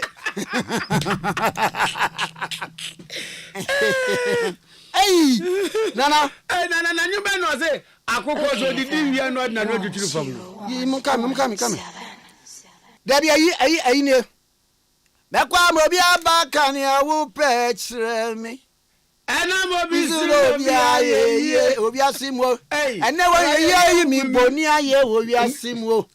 And I'm the asuna umesu. And you are yet to that to be no back kayo.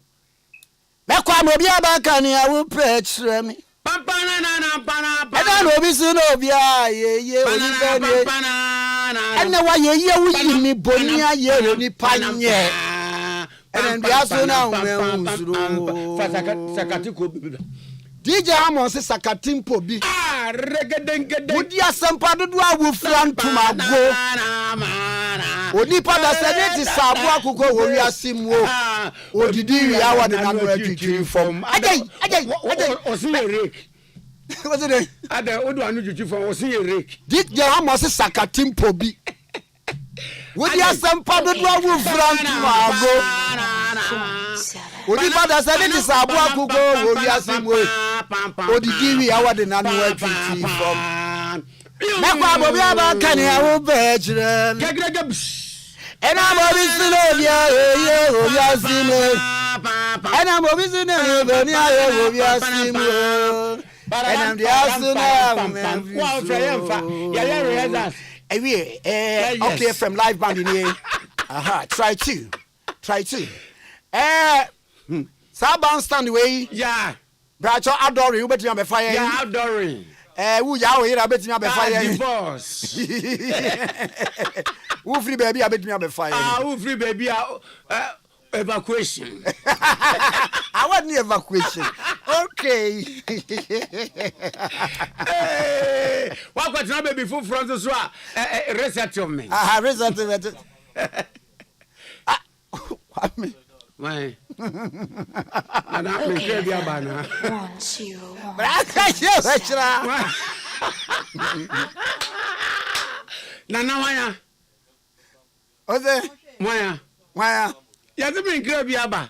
I won't Grabiaba. Let everyone. My yen sumina. My yen sumina. My yen sumina. Bedatia and my yen. And my yen. Only Pabonia, Bonia Cade, my Abia, Bonia, Papa, me, Maui, and me Bonia, what did Damasi, Only Penny, Sanama, and his Sivanasa, and Sidney Kadi, Nigeria, Bonia,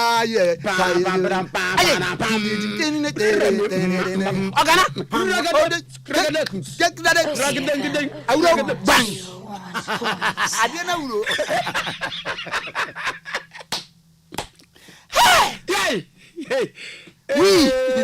You can we. I think you can jot. You can we. You can jot, but no we. Hey! Nana tatu fe kutia nyumba kobra. Nane. Abu abi e friend agini nsu. Aha.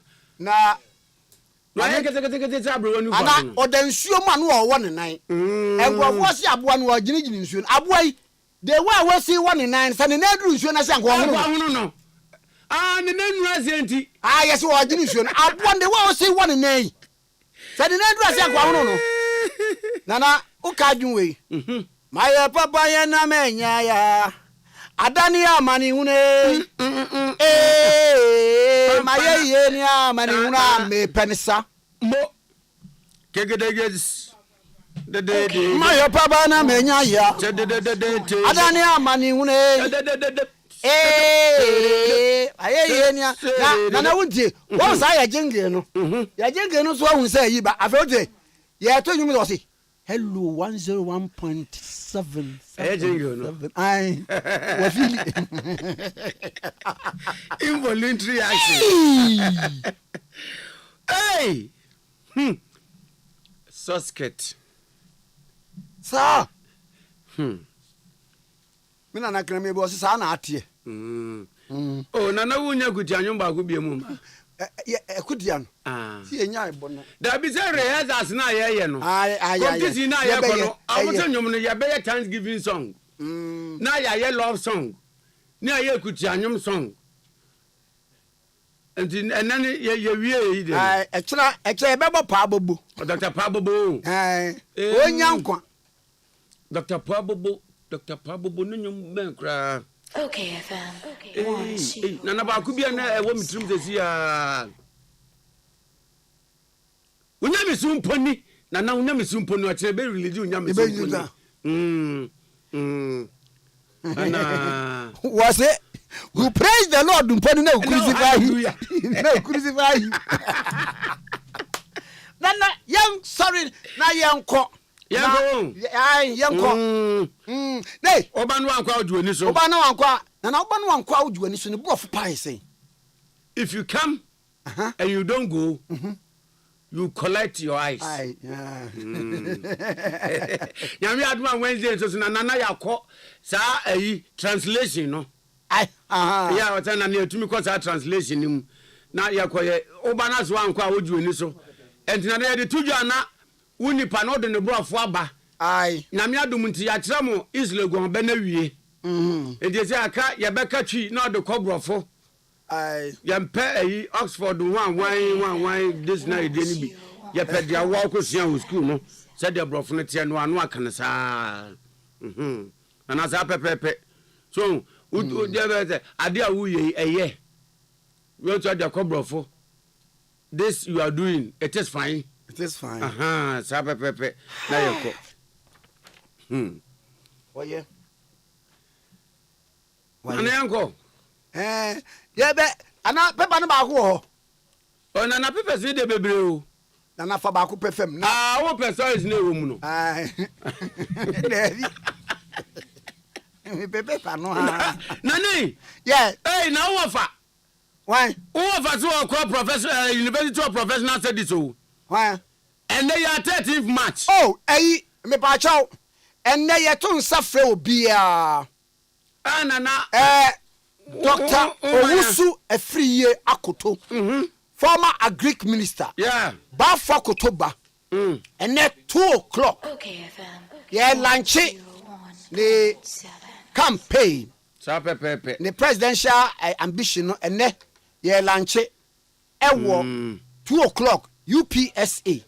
Dr. Owusu Efriye Akoto. Yes, Oba. Oba. No. Yeah. Hey, what down for John Domelo? One thing as no. I say. And you dear Fred Niama Ebekan ye say. What person no Fred Niama ne person ko ayawa so west wogon. Now who say when na John Domelo. Any maame no ko face no. Ana no oba UTV Michia no kwana no ha. Aye mu wan ya. John Domelo. Na me who knows what I'm saying? Hey, mini Fantini was mini Fantini. Who do I Fantini? Some Fantini have now answer half. Ni papa na ye Egbeni, mammy, none of mammy a customs officer. And to a Fanti Pao. Or te Fantin, and who was silly? I don't do mellow. Don't do mellow crowd yet. As a sanka at best, no. Or Timmy lay win no more. Charlie Chaplin. And it's free. None of the Charlie Chaplin. What? Charlie Chaplin. No money. And then I made a war so a year. Charlie Chaplin. Tetin bed 1930. Whoa.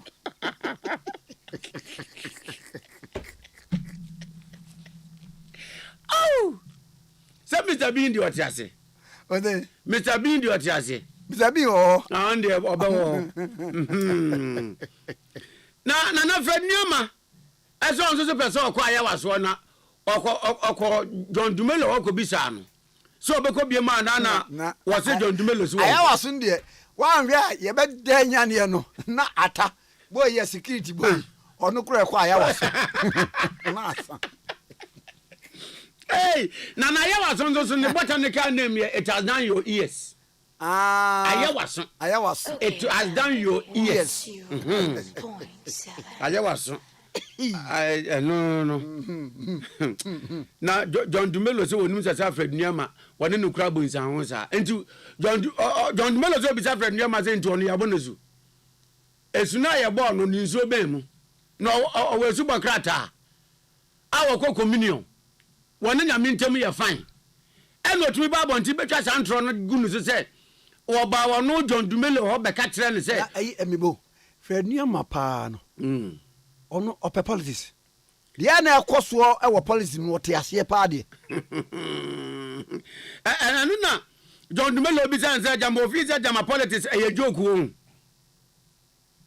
Wo bi say John Dumelo so bi say Fred Niama say jam politics na ye na by the fireside. And I 1 permit, 2 permit, 3 permit, 4 numbers permit. And I say you could set a franca. Now one can be permit Baba Quasmano. Wait, there be wait, there's you, wait, be po, wait, Annie. What is your busy? I 1, 2, 3, yea, will be bo, and I can't quite ye, I don't groom my Dimanico. What is that? And now good yo. And now good you cry, and now good ye. Now I know John Dumelo no cry no. One way actor no. Na no de mama fa e na fonse munti me kan obeju. Ona bu kan de akompre kon so. Wo fa kasa. Na de ye na senke weekend ye betim de na ba. Oh na nka ye. Wo fa. Kaye because in some wo maka gunu si na menni ni se wo fa kan. Na me de menni ni. Paper ben no kra na de ba ma me hwe. The new publisher.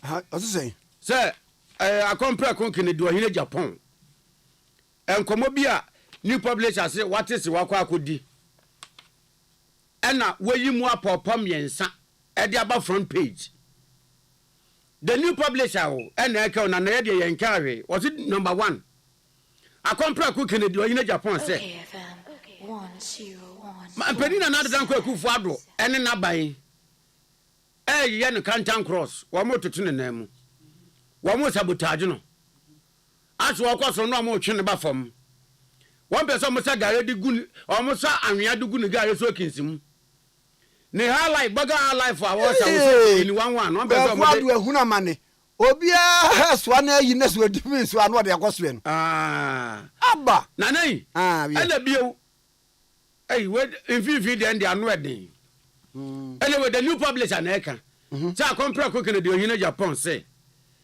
ne mfe ne do wiase ne komtwiwa na lombo ne simanjoli ne yere ne ya corrupt ntontumi ye first lady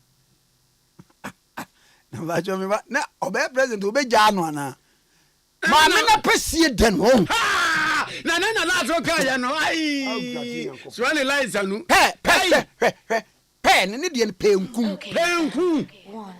de identity ai konto mi rabomu a ya chiso enwunu so no eye zomi atie jadem kada de ni bi oni ababo apem enwunu ni ye ko na enwu be na ni ebu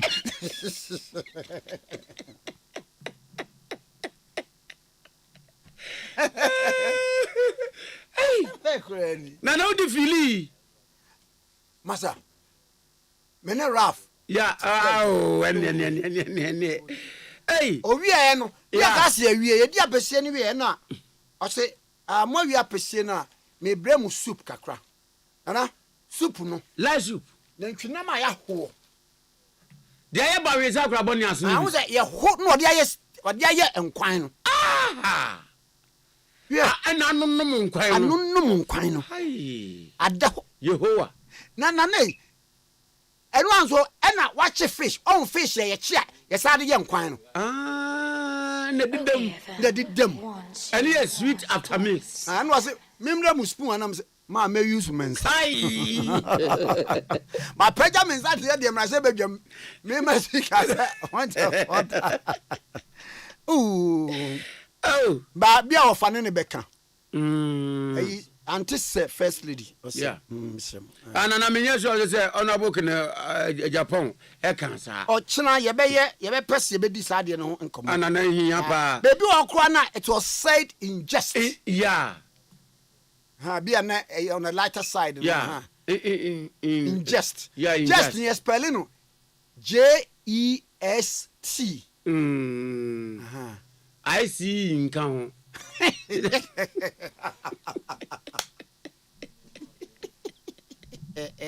Young go.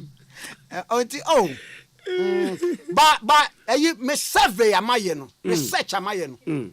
Honorable Ken, oni in the bosso. On why? Doctor Akuto Usafi. Sir. Usafi, Doctor Usafi. Our top one. Top one. Hey! Nahina make it. And no. Friday no. Yeah. Michia.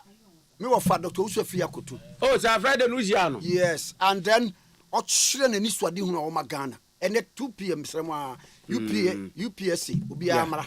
Yeah. Spouse niema.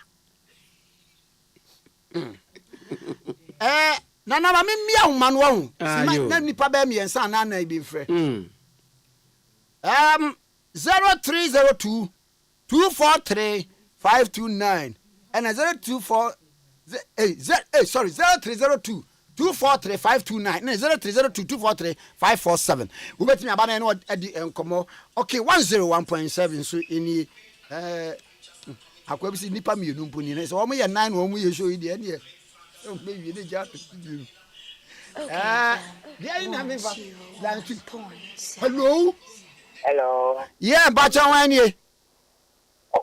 Kwame Nkrumah Tikese, but your friend Aja, a Kasasi Accra. Kajagu Maja. Oh, Kwame Nkrumah, do a church for the past 3 years. My friend women, and then the United Men, Kwame Nkrumah. Yay, Kafra, bra. But do a church too. Papa, right. What chair? Did I see? And then the cook who made your pa, if you can't honorable Pantano play. Oh, okay. And it's honorable Frank, I don't pray any name, not from four. But so, I'm a command. A crime is make a account of it. Madame the pa, and the Kaya, and Ranchino, first escano. Now I am Yamitiao, and the Musica, like a Meduma, except you would cover by 1 million, 1 billion, like a memo of happening. Okay. One I had papa. Make us a Yamitian, now I quite said be a Yamade in your mom. After Kwame Nkrumah, I come what can I say? Mr. Everything for. And you just ask him where mother came. And I said, you are my ability, I can say, everything now, one chance, one call home. No one yet do my thing. A man and I do, and if you do a woman or man, and million. That's the man. What you get an another tell my case, it's me, the man. And a man, you go to Penfulia. Yeah, then, yet over Tomu. That's where you cook, and one come one and do, and study one the man. Would you be aqua, who is not that? Look about the fact. Yes, correct. Yes, but never view. Yes, correct. One another meeting, and then it's a million. Yeah, they are. Yes, Oma, once already. Yeah, the Tomu. I'm not walking. That is. Best way that's a power. Okay, 101.7. So it is. Good morning. Hello. Good morning. Oh, Bami, what brother? Unu. Me and you. Tina make us all brother. You make us all brother. That's why I'm here. Kwame. I said you really are the kind. Me so monitor okay from my munye nema to me. Your family tenkoa. I may say rudu. I used to district. Mami tell me this, Mami answer Uncle Josephine answer Uncle. Also, Chia Papa, Payo Tioki. Kwame, you take Kwame can say, send your million Ibekayeno. And Pennyfua, Omoba. Now, to say Dr. Kutobe, Honorable Ken Eba, Baomia Eba, Alankas Eba. Young MPP, Fuoma, yes, or Massino. You had the any say, near Kufado Abeyeno. And no, they also pushy. Yes, I became in your maybe. Nayami, they say, Unia, on Kwame or Honumuna, Ufia Chima Wabono. All can say, or Kennedy Japan. And to me, Casa, you know, Jintum. Miss Minjin to say Kennedy Japan, Bitia Casa. Can Kwame Jintum. Yamo Mr. Okay, I just want to walk. One more big dinner. I just want your district and your conference, you know. Yes, and Peba Sabasayo. Who be you. Yes, you know, Ted, you know. Not that your baby piano. MPP into me, you know, I use on district. When you attend Guavida CPM, okay, for Funina, Medasi. This way as a power, okay, 101.7. Good morning. Hello. Nanaska. Nanaska. Nanaska. Kwame, now what to say? Boko. And then the Unia be free coat here one tenso. I'm a cook massing. Eh, Kwame, when you have the case, my main fan chance on Kuma just if people could be a friend pong. MPP General Secretary, Bakope, no signs. In Muse, a branch and Yama, what to say was in Yamago criminal. But always MPP 2024, in Baby, what year were 7, I used to in team. You were William Yamwa. MPP head office so called my branch boy friend Yamwa also MPP Kuipa Kwame say you can say you can near bo MPP who the one see a bo MPP chi do me break age Kwame le fata says MPP ni amanyo ko betuma bo my Ghana ma Kwame it ma break age say fa Ghana card e go register Kwame me bo bibia man ye say lu say e go register obi an fa the Ghana card and no one ni Ghana card but one dia so bet register to aba e dia ma MPP and yet not breaking it. And yet maybe 2024. Maybe people have for any more power. So you said that. We know you're going to come BD. And I was going to be into us. To me, that's okay. 101.7. And I didn't know ABC. Me sorry, so I'm a minia penny Halifax and Sado. What the a year Bremi. What the best entertainment is so Abba. Now, now me call London and say Halifax. Ne what. More kese our London. Sa shop ne friend Halifax. Ebi wo Harrow. Kese ya twa no ni na go. Halifax. Na wo pompo ono ane dia. Uru ma yiniama ni bi ne fakọ. Halifax dia.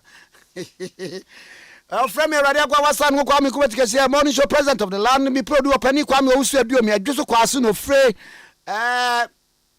Kwaso for so beba no ma ba ye meeting.